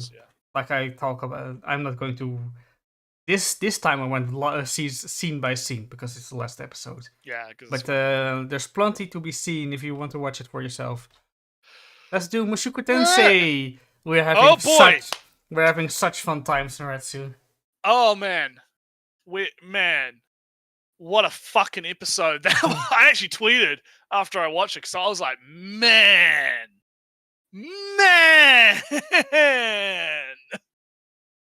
Do you want to know what some guy found out after the fact that made it even better? Do you know what day this episode came out, Alan? Father's Day. Funny as shit. I don't know if that was intentional or not, but it's the funniest fucking... Like, God does indeed work in mysterious ways. He does indeed. Okay, so everything about this episode was absolute fucking cinema. Like, just although my mom complained that I wasn't really very impressed by the Hydra, the semi 3D. It's a little bit janky 3D, but you know, it was okay. I mean, it's like a little blip, right? So it's a little blip on an otherwise really good episode because basically, it's the setup. You know, they go in, Paul. Fucking just Leroy Jenkins his ass into the Hydra, right? Then gets pulled back. And so they go in. Paul rushes in, and then they have to do a retreat because they can't they can't use magic on the Hydra from long range because it has some kind of it's using its own mana as like a shield, so it's basically just diffusing the mana that gets shot at it, right? from a distance. From a Set distance. So, distance. and every time they cut off the heads just regenerate. So they leave and they have to formulate a plan, right? And one of the interesting things about this the interaction is obviously Paul is just fucking losing his shit because he sees his wife in the crystal behind the Hydra and is like, I have to fucking save her. I have to do it. I have to do it now. We have to do it right fucking now, right? And Rudy is, he's freaking out, but Rudy is very calm. He's being very, very calm about this, and this leads to some friction between the two of them. They have a bit of an altercation, and Rudy is like thinking about it in his head, and he has this like really interesting realization of like he doesn't really view her as a mom, right? Yeah. Because he talks about how like to him she's just somebody that he lived with. He doesn't really have that bond with her in a sense, and that's one of the reasons why he's being so kind of calm and chill about this. And I found that to be a really interesting kind of detail because that was obvious because like the time he spent as a kid, right, was when he was still very much the old Rudy. Yeah, right? like he was. How old was he at maximum? Like just past 5 years old. Well, what I mean is like he was. I mean, because he was in his when he got reincarnated, he was in his 20s, wasn't he, or something like that? It was like 20s or 30s, something like that. Can't remember. Oh, I mean, no, go on. Maybe no, because what I'm saying is he got reincarnated. He had consciousness from the very beginning, right? And he was very much old Rudy, right? Yeah. From before he like grew as a person, Rudy, right? And so, and that time that he spent with his mom and Paul and whatnot at the house, he wasn't really like taking the world seriously yet, right? So he didn't form like a paternal bond with his mother, right? Yeah. And that's how I kind of interpreted it, right? Is that so when he's like talking, so when he's having the flashbacks and he's like thinking about it, he's like, I never really saw her as a mother. I just saw her as someone that I lived with. That's kind of, sad. And I view that as kind of sad in a sense, right? Like there's this little, on one hand, it's kind of good because it allows him to keep a cool head while they're, trying to figure out what's going on, right? While Paul's, Paul needs to be like calmed down because he just wants to rush in and just fucking Leroy Jenkins it. Meanwhile, and Paul doesn't get Rudy because Rudy isn't freaking out as well, right? Yeah. And so I found that to be a really interesting interaction. And I did watch one of those videos of, what was skipped in the fucking the novels, right? Yeah. And there was like a little bit to that where Paul was like, we have to save the mother even if it kills you, right? Which is kind of red flag for foreshadowing in a sense. But it was kind of because in Paul's mind, he does respect Rudy and he views Rudy as an equal to him, right? And so he wants Rudy to go in with the same amount of vigor as he is so that they can, rescue the cool mother, family bond, rescue mother. Big family bond, big, I see you as a man now. You're no longer a kid. You're an equal to me. You're probably better than me, right? That kind of thing. So then they go in for round 2 and it's fucking great. Animation, CG Hydra aside, animation's really good. Yeah. They've come up with a really good strategy where Paul is slicing the Hydra's heads off, and there was a little tidbit that was left out where... So Paul's second sword is a special sword. It's a sword that has a special enchant on it, where the harder the thing that it's trying to cut is, the sharper it is. Oh, so it's and it was like it was apparently in some side story that talks about this where he was like at a shop and the merchant was trying to sell this sword, and he was trying to cut meat with it, but it wouldn't cut the meat because the meat was soft. So the blade was dull because it couldn't, because it gets sharper the harder the object is. So if it's trying to cut through something soft, it can't cut through things that are soft. I think the name of it was something like Steel Cutter or something. Is the name of it. And Paul recognized this, so he got this. He was like, "I will buy that sword," and he's like, "But it's worthless." No, I'll buy it, and so he gets it for like pennies, right? Because no one else recognizes its value, and so I think that kind of like speaks a little bit to Paul's character a little bit. Is like he like recognize the value within the sword, right? And so that's why he's able to cut the Hydra. Is because of that sword, because the sword has become like super fucking sharp. Yeah. Because the Hydra itself is made out of like razor sharp crystals, yeah. Like it just grazes the elf girl, right? It grazes her, and you saw in the anime like took a like fucking chunk out of her fucking shoulder, right, and had to be healed, right? So just like going up against the like just touching it cuts you basically, because it's that hard and that sharp, right? So they're fighting. And the fight kind of goes on, and it's all kind of going well. Sure. But then Rudy does kind of get a bit distracted as they're going through, and Paul kicks him out the way. Mm-hmm. And then we're down to the final head, and Rudy shoves his hand inside the eye and uses magic within the eye so that he can because Paul's MIA at this point because he supposedly somewhere off into the side, I guess. Yeah, we'll find out what happened to him in a minute. Don't look at the upper left. Yeah. And so Rudy destroys the head, but in the process of destroying the head, in the light novels, it's explained that everywhere on the Hydra is sharp, right? Even the eyelids. Ooh. So what happens is the eyelid crushes down on Rudy's arm, and it slices through the flesh to the bone, and then when Rudy explodes the head, it slices through the bone, and that's what cuts his arm off. Yeah, all right.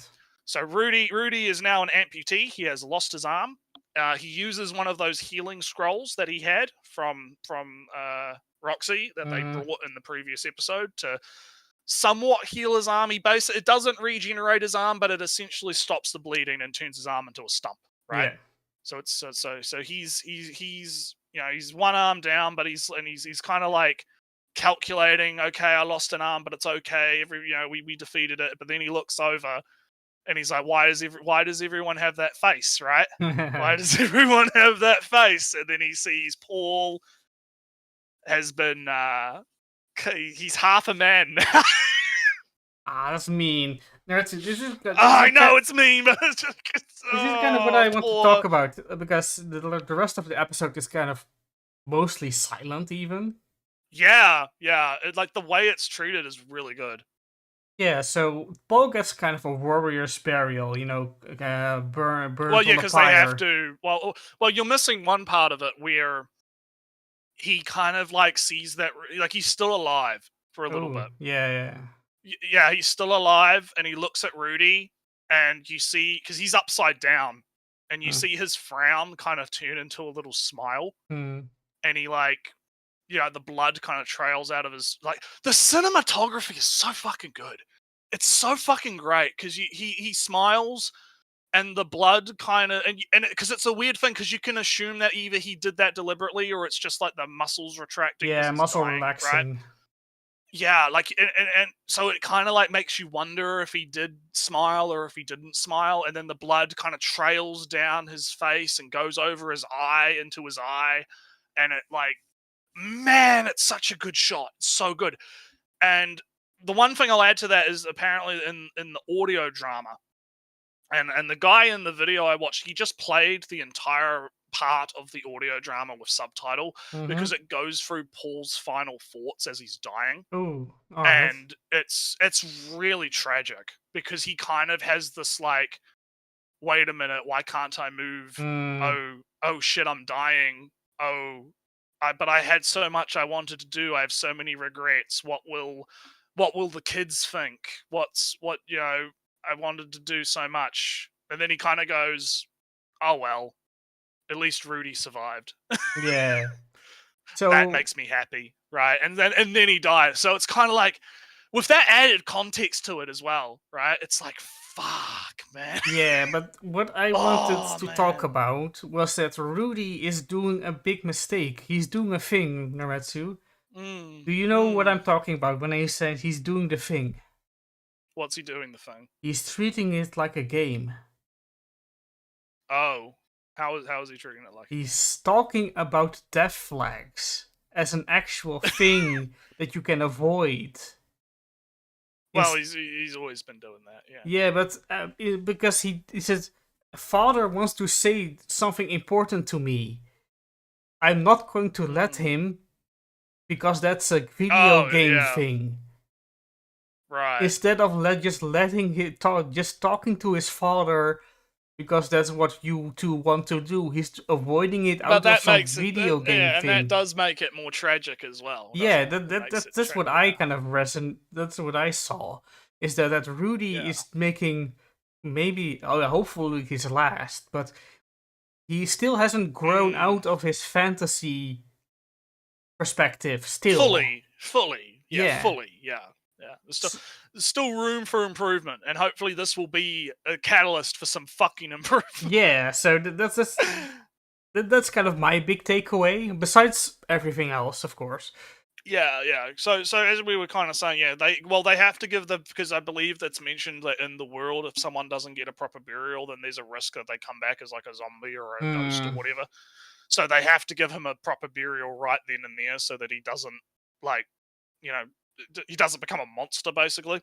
Ghost zombie or something. Yeah. So they burn the body, and then the mum comes out of the crystal and they take her back, and it's like you said, there's no dialogue, there's no one says anything, it just kind of plays out, and then we get kind of the thing at the end of the episode where the mum wakes up and she's retarded.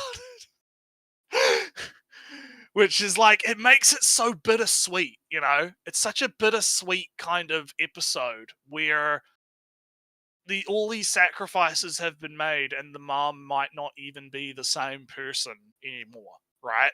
Because she's like could barely talk, right? She's kind of gibbling her words. She might not even recognize who Rudy even is, right?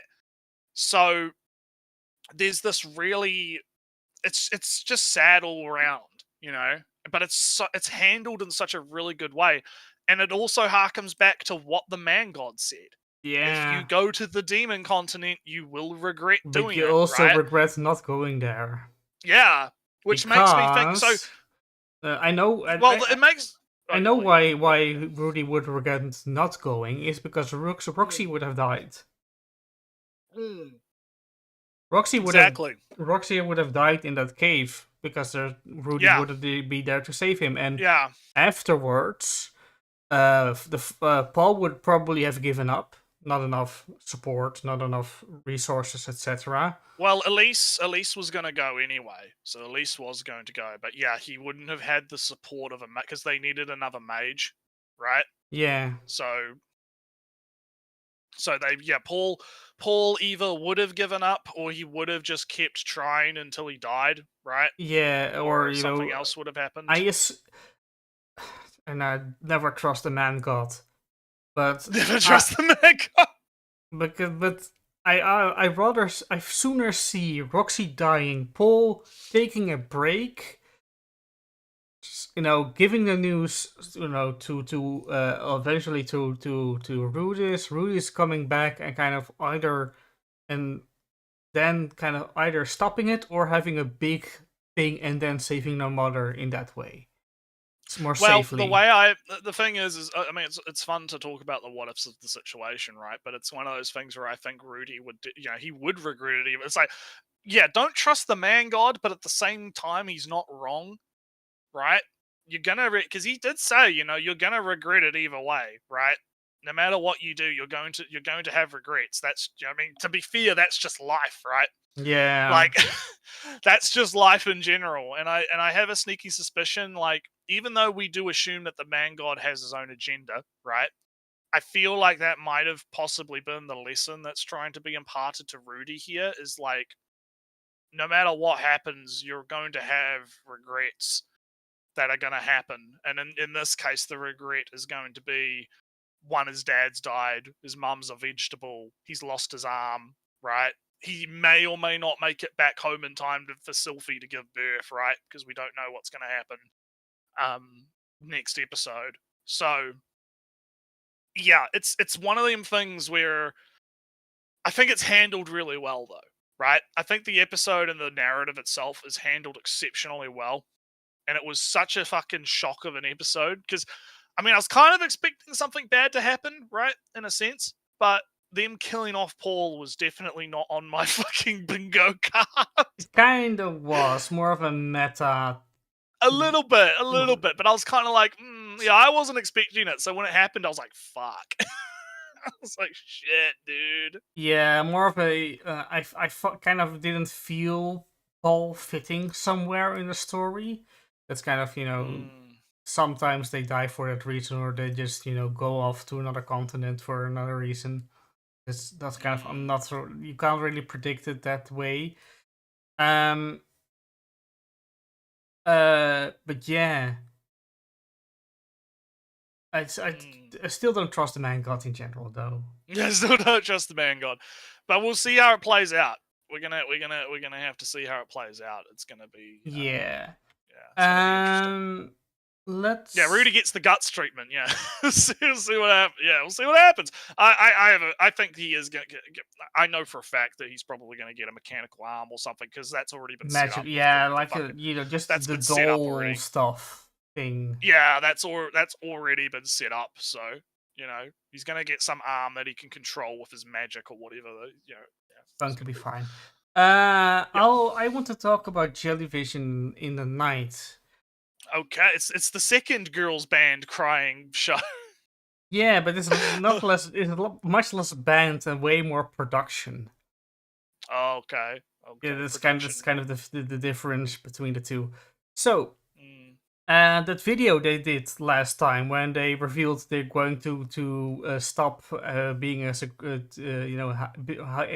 group disbanding. Oh no, actually not. We're keeping together. 2.2 million views. Oof, that's a lot of views. Yeah, but everybody's getting doxxed, like I said. Oh, yeah. So our VTuber girl is getting spammed in chat with her real name and real school and all that stuff. As you do, yep. And although she puts on a brave face, she's banning her name in the chat. Blocked. Yeah. And can't say the name in chat, which is way more of a I hope I'm scared than fuck you guys. Yeah. So, but meanwhile, our artist Yoru is not as inspired. She can draw fine and whatnot, but she's not as inspired anymore. So, and the big mother of idol girl notices, kinda, when she brings up some some ideas for idol character, anonymous idol characters, just art. They get big revisions. Nretsew, you draw art. That's a great idea you have there. What if you did everything differently? Just do it. Just do different. Yeah. Just here. I've drawn everything out for you. See that red? You see those red lines? Yeah. Yeah. Just draw over them. Yeah. Just trace it. Just trace. Yeah. Yeah. You get your name on the project still though, but just trace those lines. Yeah. So Yoru is in a bit of a slump because. Yeah, I'm totally happy to get this job. It's so good for me that I'll just have to trace these lines and then they'll accept my work. I'm so happy about this big job. Also, Kiwi, the VTuber streamer. Yeah, I was doxxed. That's not a big deal at all. I'm totally fine with this. I don't care at all, guys. Everything is fine. Our idol is not. Our idol girl is. Yay! I'm going to write again. Oh fuck! How do I write? Yeah. Why am I singing anyway? Why what I am singing about? Why does it feel so hollow all the time? And the only one who has it together is our piano girl Anouk. Although she doesn't want to call herself the Kim Anouk. She gives some advice to our idol girl so she can write again. Yoru meets up with Kiwi. They went to school together. Yoru very much adores Kiwi for being so cool all the time and being cool, such a commanding presence. So cool. They went to the same school and went to the same art classes in primary or basic school, classes school. They look at their art. They kind of get inspired, kind of out of it.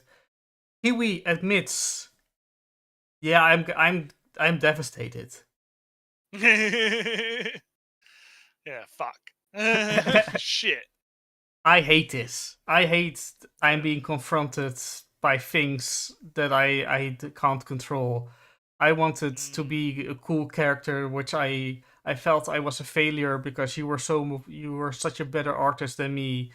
So, and everybody has such big lives and not me, and therefore I just said I had big lives on stream. And now everybody knows that it's not true. And now they can look me up and see I'm skipping school all day and playing games as a lonely loser. Oh no. But then Kiwi brings up the courage to go to an arcade. It's very dangerous. Plenty of schoolgirls that might potentially know her go there.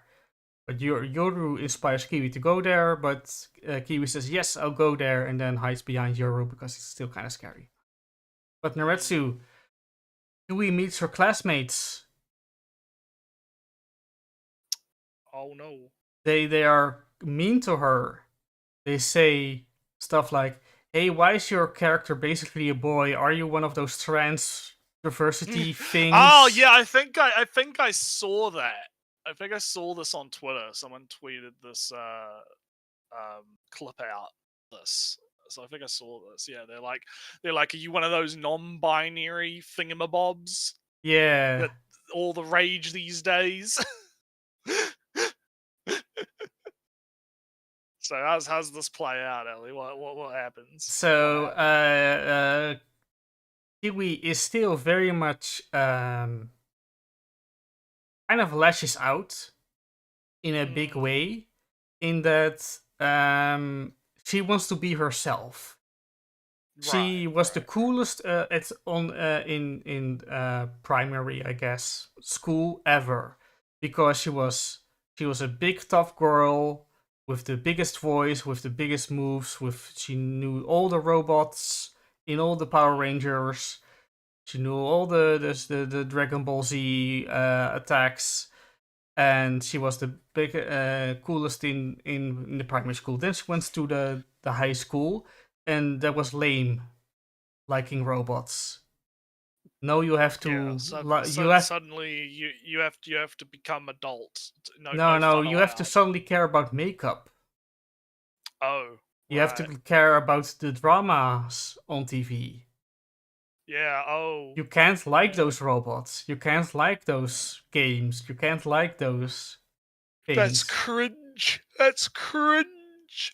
And she suddenly lost all her confidence that she had in the primary school, because because her identity was kind of denied for her.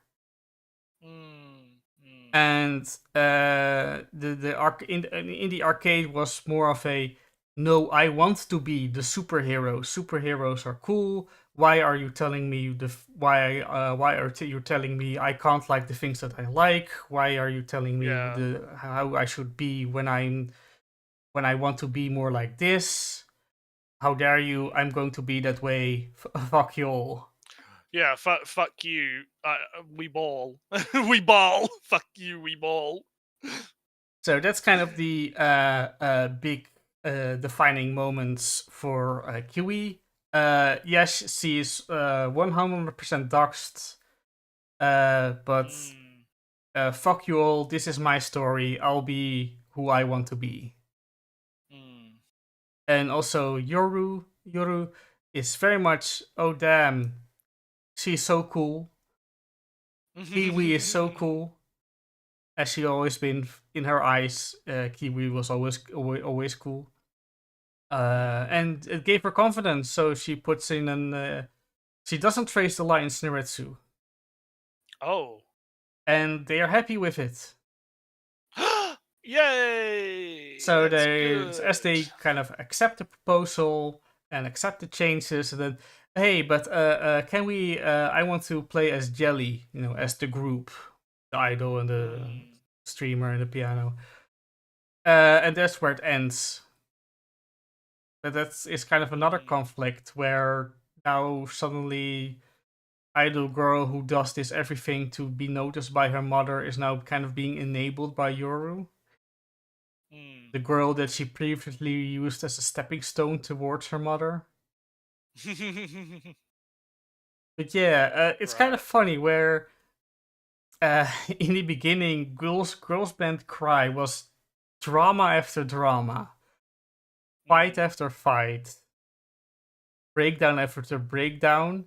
And suddenly, at the episode 8 or something, suddenly a switch. Girls Band Cry is happy together. We're doing this together. We're going to be a band. And this jellyfish can't swim in the night is, oh god, creative process is so goddamn hard. It's so stressful. Getting doxed, getting revealed, getting told your changes suck. You can't be who you are. Oh god, how do I write? For who do I sing? Why does it all feel so fake? Etc. Etc. So yeah, fun times. Yeah, fun times. Luckily for me, I can watch both of these episodes right next episode, so right now. So that's good for me. Yes, it is. So right, so I'm looking forward to those last episodes. I think they're both one course. Yeah. Feels like like that anyway. Nretsew, let's do the Rangers. The Rangers, yes, interesting things happened in Rangers this week as well. So we had Blue Ranger is trying to kill Tree Man, who's not actually a tree man, he's a bird man. So he's actually a bird man. I kind of think he's also kind of semi-apple when he's a small bird. Well, it seems to be a lot of religious imagery, right?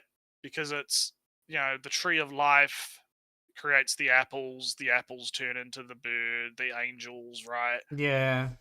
So there's some like weird kind of,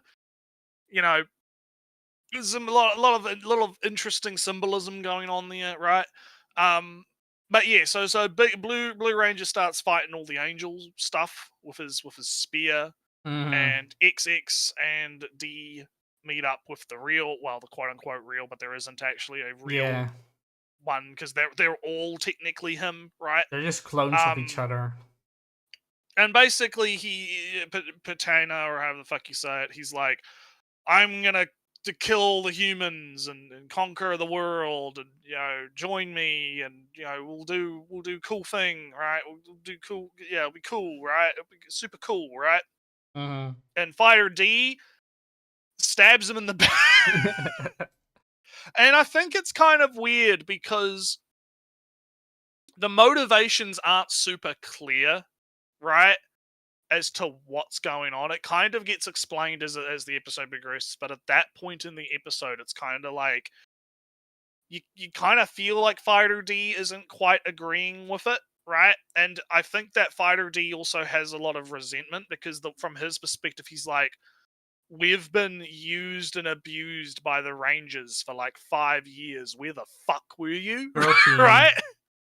Yeah, or 13, for like 13 years or whatever. Where the fuck were you? Right? You were meant to be the boss monster. Why haven't you been leading us? What the fuck are you doing? Right? So I think, like, at that point in the episode, that's what I was thinking. I was thinking, like, D is like, why the fuck should I listen to you? You were never there. You never helped us. Why didn't you try to contact us and, give us hope or whatever, right? And of course, XX... I felt Well, it was no, kind I'll of let you do a thing of that Fighter D was feeling the ranger therein, Mm, in that the rangers are very much self-absorbed and all. mm, I feel that Fighter D kind of felt this I am better than everybody. I will say let's work mm. together, but I will place you into a terrible situation, just like the Rangers did. Ranger came in Yeah, 13 years ago. and he uses XX because XX is entirely devoted to Platana, or however the fuck you say it, right? Mhm. And Petroleum. Platana's what is like, I'm gonna use you as a shield, right? And I don't care about you, fuck you, right? Like, it's very clear that Platana doesn't actually care for XX. He's just, using XX, and then he just kind of fucks off, and XX is like, why are you leaving me? What do you know? What do you know? And so there's this kind of, I agree with you. I think that could be part of it. And as the episode kind of goes on, we get a little bit more of it when we get this sort of like imagination, you know, what if scenario. Oh, we've conquered the world, and humans are now lower than the monsters, and I'm on the bank card, and everyone thinks I'm cool, and we're eating at the restaurant, and then Patana comes in and just starts killing everyone, right? And there's this interesting moment where Fighter D is just kind of like, this isn't what I want. It's like, that's what I thought I wanted, but it's not actually what I want, right? And just kind of skip over some of it, because a lot of this episode was mostly fights, right? Like, you had the second in commands are fighting, Blue Ranger is fighting, eventually the other recruits end up Yeah. fighting as well, right? And they track Most of down the episode was actually talking. A big portion was talking and fighting. Yeah, you have Yellow Ranger doing her really weird like double cross nonsense, where she's like, oh, maybe you should go fight the weaker Rangers first, and Platane, even Platane is like, what the fuck is this girl's deal? Like, what is this? What is up with this girl? She's weird as shit.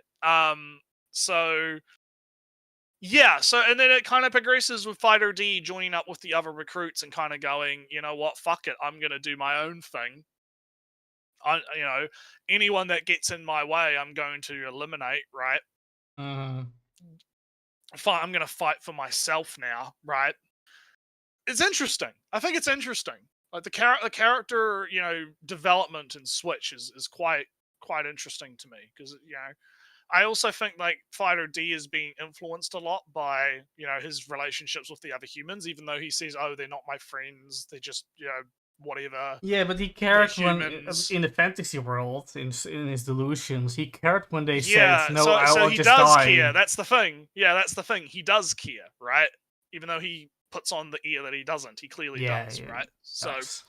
that's what I think is going on, is that he's been influenced by his experiences with those around him, and he wants to,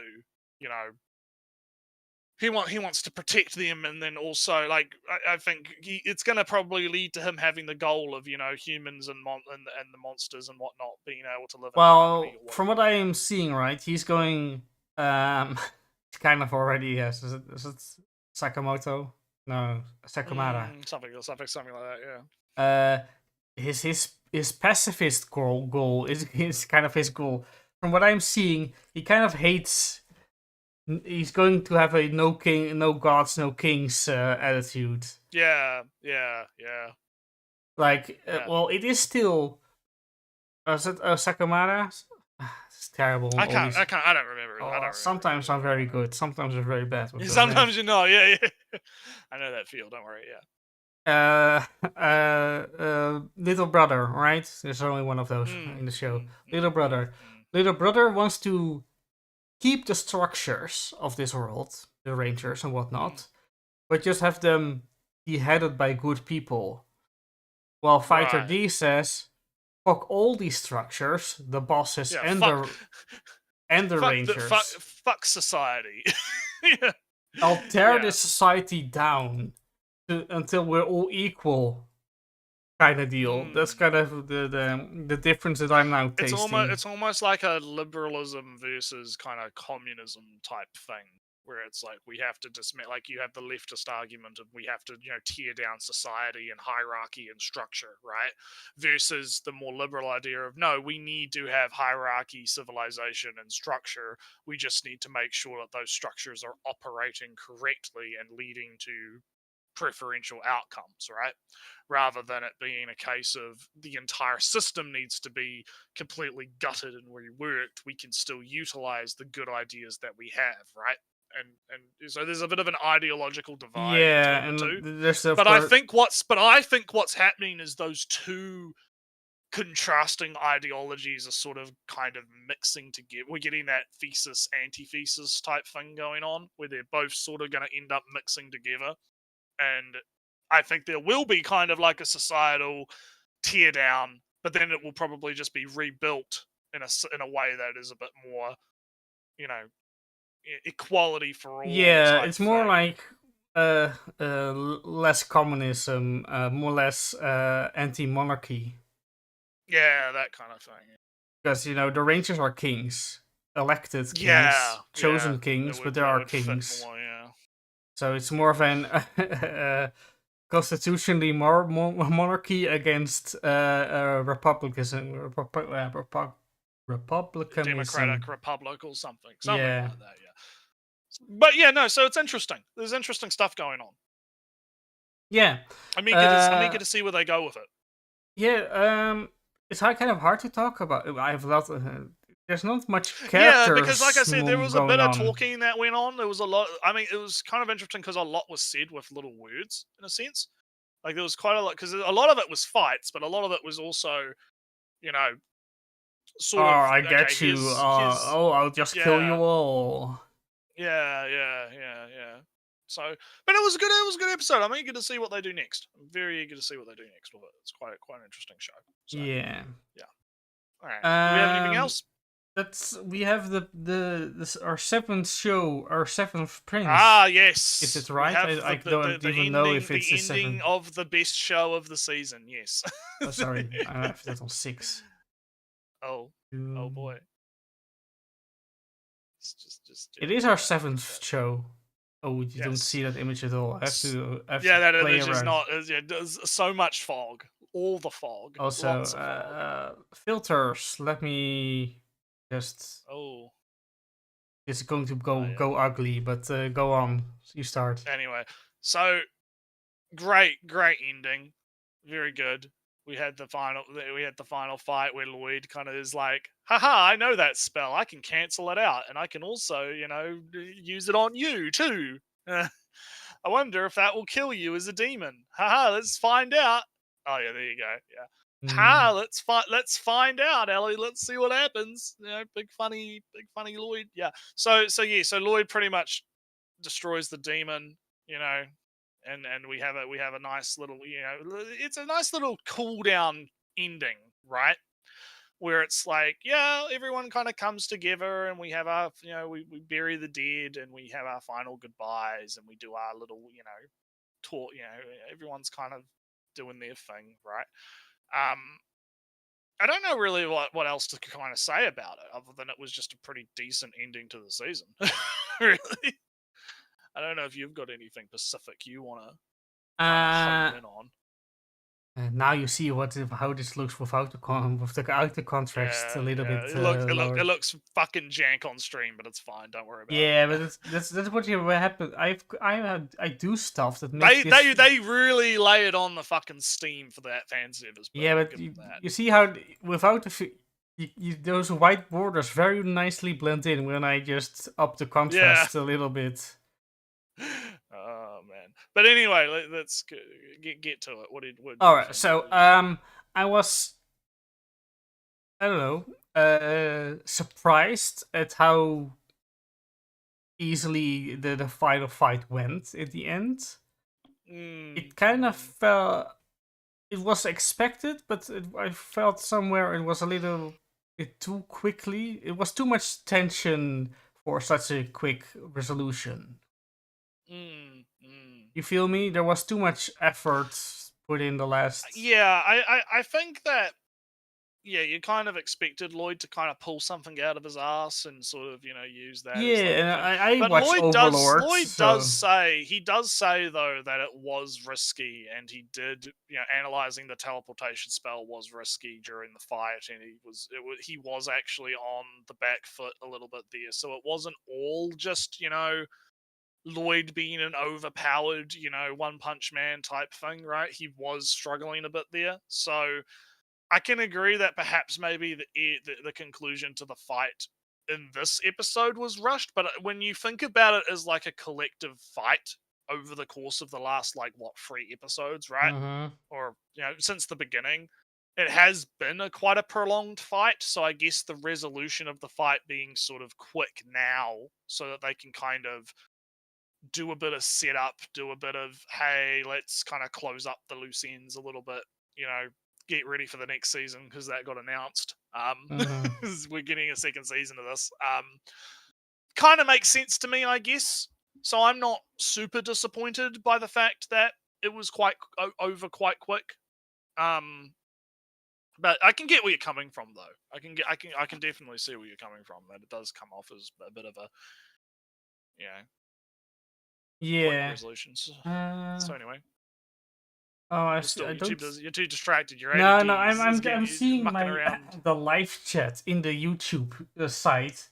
I'm seeing a Samu comment that I don't see popping up in Oh, the stream. no! So The that thick distracted fires me. are back. The thick fires are back. The thick fires. They are But also anyway, banned by YouTube apparently, though they don't show up on the yeah. stream.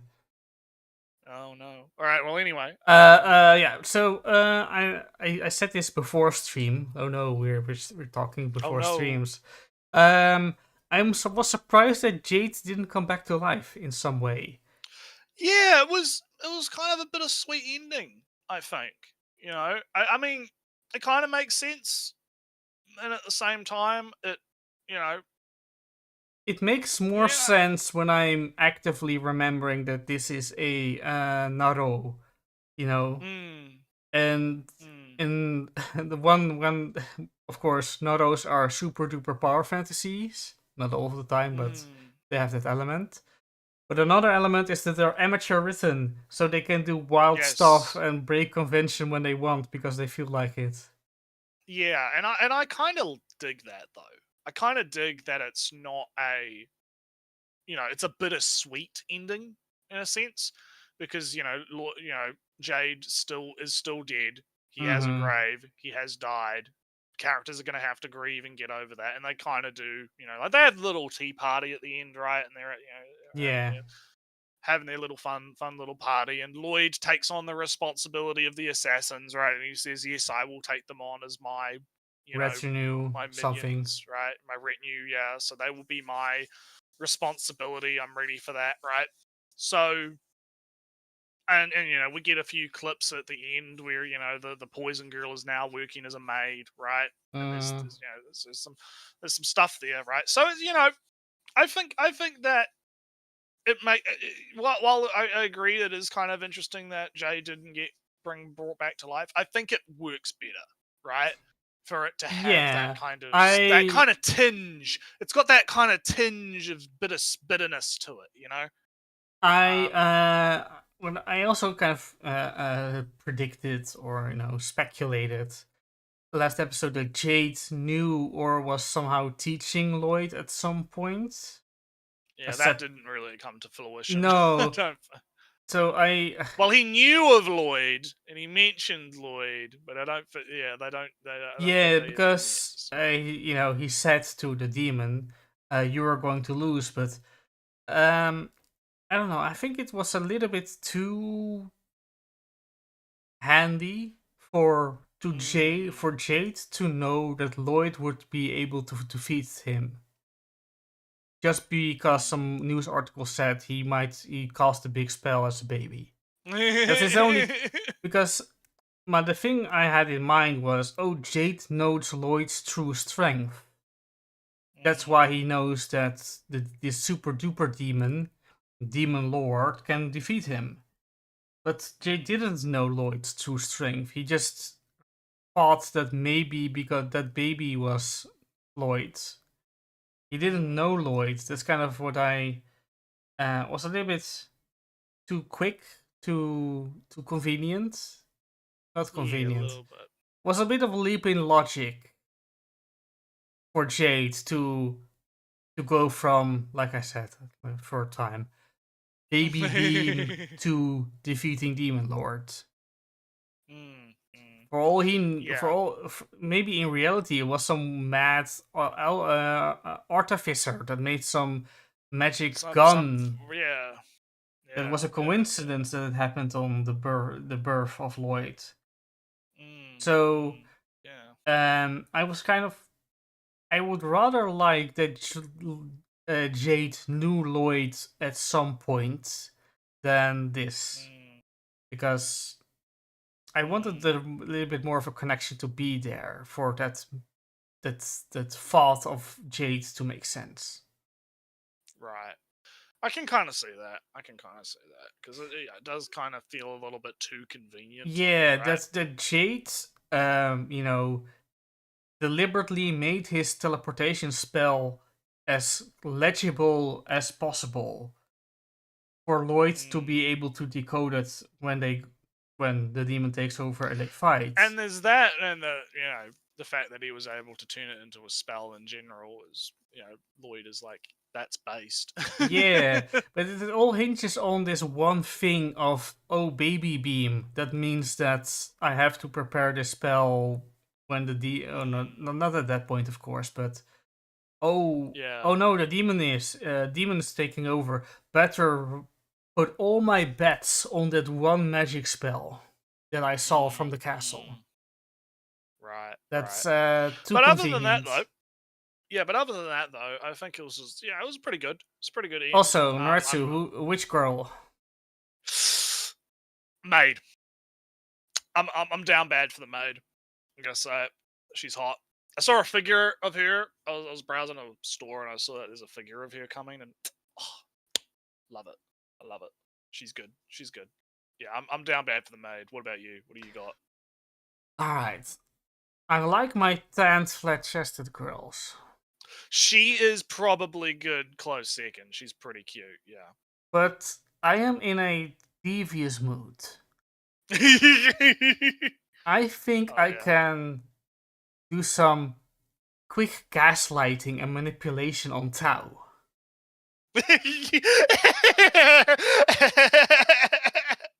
Promising stuff and you're gonna get an Ozymandias video on you for trying to you're gonna do some big grooming. You're gonna do some big grooming on the just some white lies. And no, I totally know whoever the fuck you're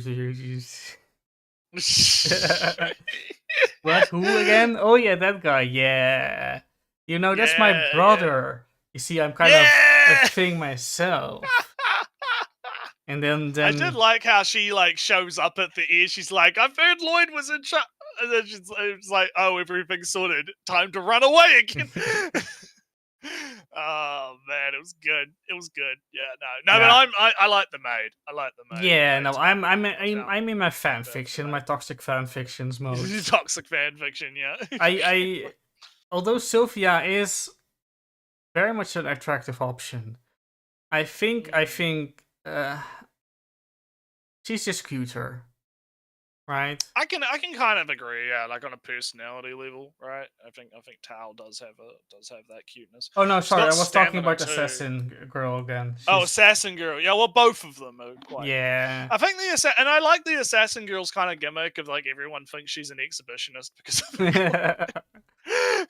and she's like, no, I have to wear this because of the poison. I have to be able.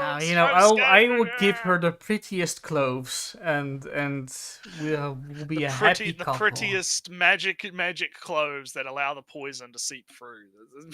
And then at night, I'll undress her for her. Ooh. Okay, yeah, all right, that's enough. We're getting too horny. Too horny on the main. Ellie. Too horny on the main. We're gonna get. And smell her sweet aromas. Ooh. Oh fuck. Well, Okay, do we have anything else after this? Because I might talk about something I read last night. Because it's actually related to what you just said. Sweet aromas. Yes, it actually is. Oh unironically. no. I don't have anything to show on screen. What animes get? Well, I disclosed? did watch Kaiju 8, but Kaiju 8 was kind of like, to sum up that really quickly, it was they defeat the big red guy. Like he doesn't have to transform. Everyone, like the head in command girl, sniper girl, shows up. They manage to defeat the red guy, but the red guy did some beast call, and all the other monsters are now turning into a nuclear bomb that's going to go off in the sky and kill everyone. So Kaiju Man is like, all right, fuck it. And he transforms in front of everyone so that he can jump up and shoot the nuke into the stratosphere so it doesn't hurt anyone. And then he falls back down to Earth, and supposedly the next episode will be about the aftermath of now. He's basically been exposed, Ellie. He's been exposed. And I mean, it's still interesting. You know, it's good, but it's, I don't think there's much to really talk about with it. Really, I don't have any major. Alright, so I just wanted to mention, and I think Remonster is kind of the closest anime that I can pull up as a random, almost fitting. Yeah, thing. I haven't been watching it either. that's so wrong. I haven't been watching it at all. Oh, look how terrible all the things are, because I haven't looked at it in a while. Oh fuck! Look at it. Oh, it's broken. Yeah, so broken. Yeah. Oh, no. I finished V Rising, the vampire game where you build a thing. Oh yes. The thing of note to mention is that I cheated super hard because I was kind of getting tired towards the end. I praised these boss fights for being all unique and have different mechanics and whatnot. But I was kind of feeling there wasn't any more armor upgrades, and the bosses kept getting harder. So that felt unfair. So I just used the in-game options to make things easier, and then I defeated everything, even Dracula. So now I am the big V Rising vampire. And that game is over. Also, I mentioned it during the stream. I grabbed my VR headset out of the moving boxes, and yes. I have it up and running again. The reason why was we were a little bit later with the episodes with the stream was that I was downloading Discord, and OBS was like, "Oh, all your audio set up about that." No, not even that. The real problem was that I was downloading songs for Beat Saber. And then I was, oh damn, I should maybe finish off all those screen caps for the stream. But yeah, I now have VR, and VR is still fun. So. So you mentioned Sweet Aromas. Yeah, Sweet Aromas. I'll get Seven Prince on screen again. There's a series that I was reading. I started reading it last night, and I caught up on it really fast. It's called Kagura-sam's Fetish Notebook. Okay, so you've got this girl, right? And she's got a fetish, Ellie. She's got a fetish. Do you want to take a guess what kind of fetishes she got? She's got a very peculiar smell fetish, maybe. Yes, she finds the smells, right, super interesting, and super big smell, big it's and so basically the whole premise of the series is she's like basically lusting after her classmates' smells, right? So she sits next to this one girl who is sports girl, right? She's doing tennis practice, she's doing sports, and then she comes into the classroom and she's all sweaty and all smelly, and she's like, her exceptionally strong aroma far exceeds that of a regular person. Oh crap, I'm reading it right now. Crap, I can't take it anymore. I can't hold back.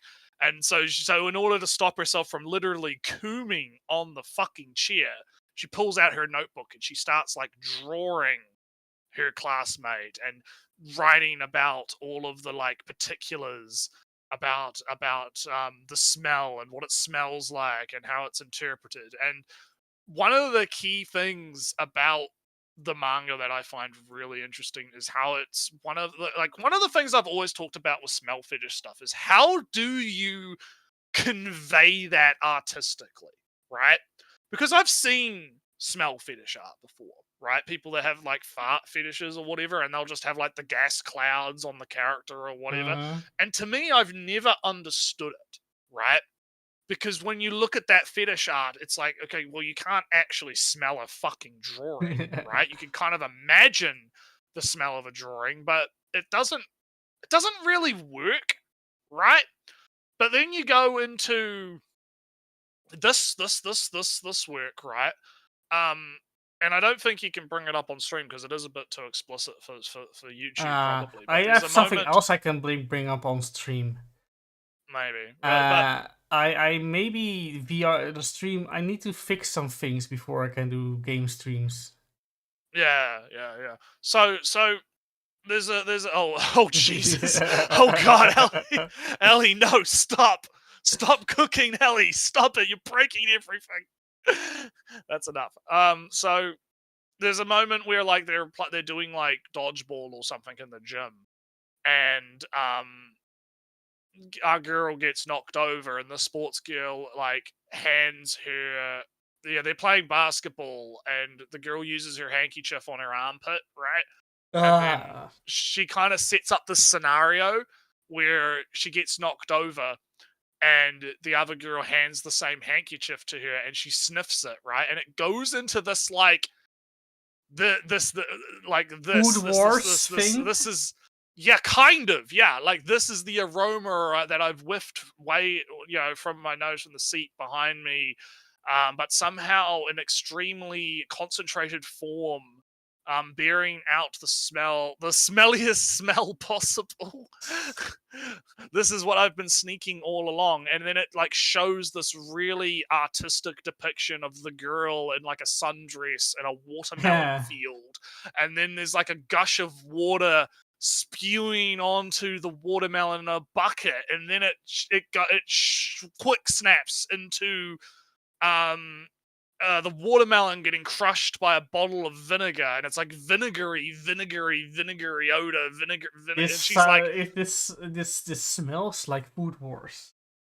It is very Food Wars like. It actually is. Like I can kind of show you because this is kind of like the way it's sort of depicted. Where is it? I'll put it in the cast chat. It's difficult again. Yeah, no, I'm doing this stuff. Yeah,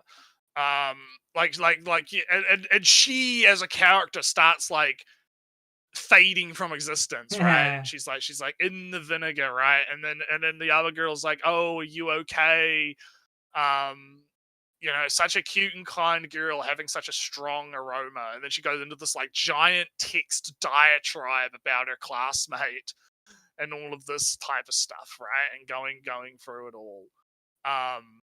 And then the next episode is about this other girl who's got smelly feet, and then another girl that's got smelly hands. And it kind of goes through this like thing where she's like going through the fetish, right? And all these different like ideas around the fetish. And it's fucking great. It's really great because the artistic depictions of it are some of the best I've ever seen, right? Of like how would you actually portray this artistically, right? To someone, or it's like you can't obviously smell the manga page, but how do you actually showcase what this would be like, for someone that had the fetish, right? Like I'm just flipping through like some of the volumes now, but like with the hand girl, she sets up like a situation where, like she the sweaty hand girl grabs her arm, and the sweat goes on her arm, and she kind of like loses it for a moment and just starts licking her wrist. And the arm girl is like, "What the fuck are you doing? Don't do that," and reaches out to grab her arm, and she like, it's shown as like a fucking like 0.3 nanoseconds, right? We can find it's on Manga Dex. Just look it up on Manga Dex. I'll post the name of it in the chat. Yeah, do that. Once I'm done chatting about it. It's like there's like 0.3 nanoseconds, and it shows like slowed down what she does. She like knocks her arm up so that when because the girl's trying to grab her hand to stop her from licking her wrist, right, where the sweat is, but she like flicks the hand and it goes into her mouth. So the sweaty girl's fingers go into her mouth, and then it jump cuts to the sweaty hand girl in the ocean, wading in the ocean in a raincoat with her hands in the water, and she's splashing the water. And then a pickle drops into the ocean, and it's showing like, it's and it's it's good. It's good stuff. And there's like changes in art style that happen as well. Like when certain character, I'm trying to find like there's some stuff later on that happens. I'm trying to find like a really good example of like the art style. Also, yeah, this girl is a fucking dork. This girl is fucking hilarious. Let me. Of course she is. You're gonna love this. This is great. This is like she's in the room and she's like folded 2 pieces of paper and stuck them in her nose. And she goes into this like giant scientific explanation of what she's doing. Oh, smell cones. She's like, bring this up. It's great. Due to the girls' basketball team also suddenly using this classroom to get changed after practice today, that means that the source of material for smells therein is doubled. And of course, this is an event worthy of celebration. But in order to analyze which smells were caused by which aspects of the club's activities, a comprehensive evaluation via sniffing must occur. Think of it like a master barista who can identify the blend of beans used just by taking in the aroma of a cup of coffee. And it goes into this it's so good. It's so fucking great. And then but what I'm looking for is like this fucking like so let people look it up. I'll let people go read it, because it like there are moments where like she starts like transcending fucking reality and stuff. And it's like her like shit starts breaking the fuck down. Hang on, this will do. This will be the last one. This will do it. Don't have any more room on. Don't you see the screen? Well, that sounds like a you fucking problem. So yeah, no, I'll go grab the title for that and put that in the chat. Because I had this one in my reading list for a while because I'd seen someone on Twitter talk about it, and I just got around to it last night because I couldn't sleep last night, so I was like, fuck it. Fuck it. I'll read something weird. So there you go.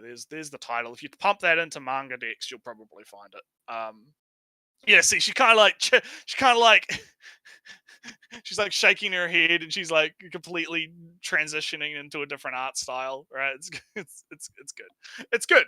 It's really good. So I definitely recommend it. It's a fun read. It's very interesting. And as it kind of like goes through, we get introduced to new characters, and those characters may or may not have different fetishes, and then it might like she might be like analyzing those fetishes through her own fetish, and you might get quite a kick out of it, Ellie, because I know you quite like that sort of girls develop things happen, stuff type things. It's definitely weird. It's definitely a weird series. But I think it's very enjoyable just because of the artistic like display, right? Of how artistic it is. It's good. It's good. So yeah. That's me ranting about my weird ass fucking manga tastes. And what I've been reading. So yeah. I guess that'll do it for today. Unless you've got something. Yeah, let me quickly go into the. No, I talked all about the demos. That's not much more for talking about. No, it's not really that important. I did stuff around the house, and I went to IKEA and bought stuff and whatnot. Do some IKEA-reno, stufferino. Yeah, that's not interesting to you all, unless you desperately want to know. But I don't see anybody talking about it right now. So that was your chance. Yeah. All right. Well, I guess that'll do us for the week then. We will see you guys, I don't know, either next week or maybe in a couple of weeks' time, depending on if we can do scheduling. We'll see what happens. But it's very unlikely it will be longer than 2 weeks. Otherwise, we'll just do one in the middle of the week somewhere. We might do one in the middle of the week or something next week. All right. So, anyway, we will catch you guys next time. Later. Bye. Later.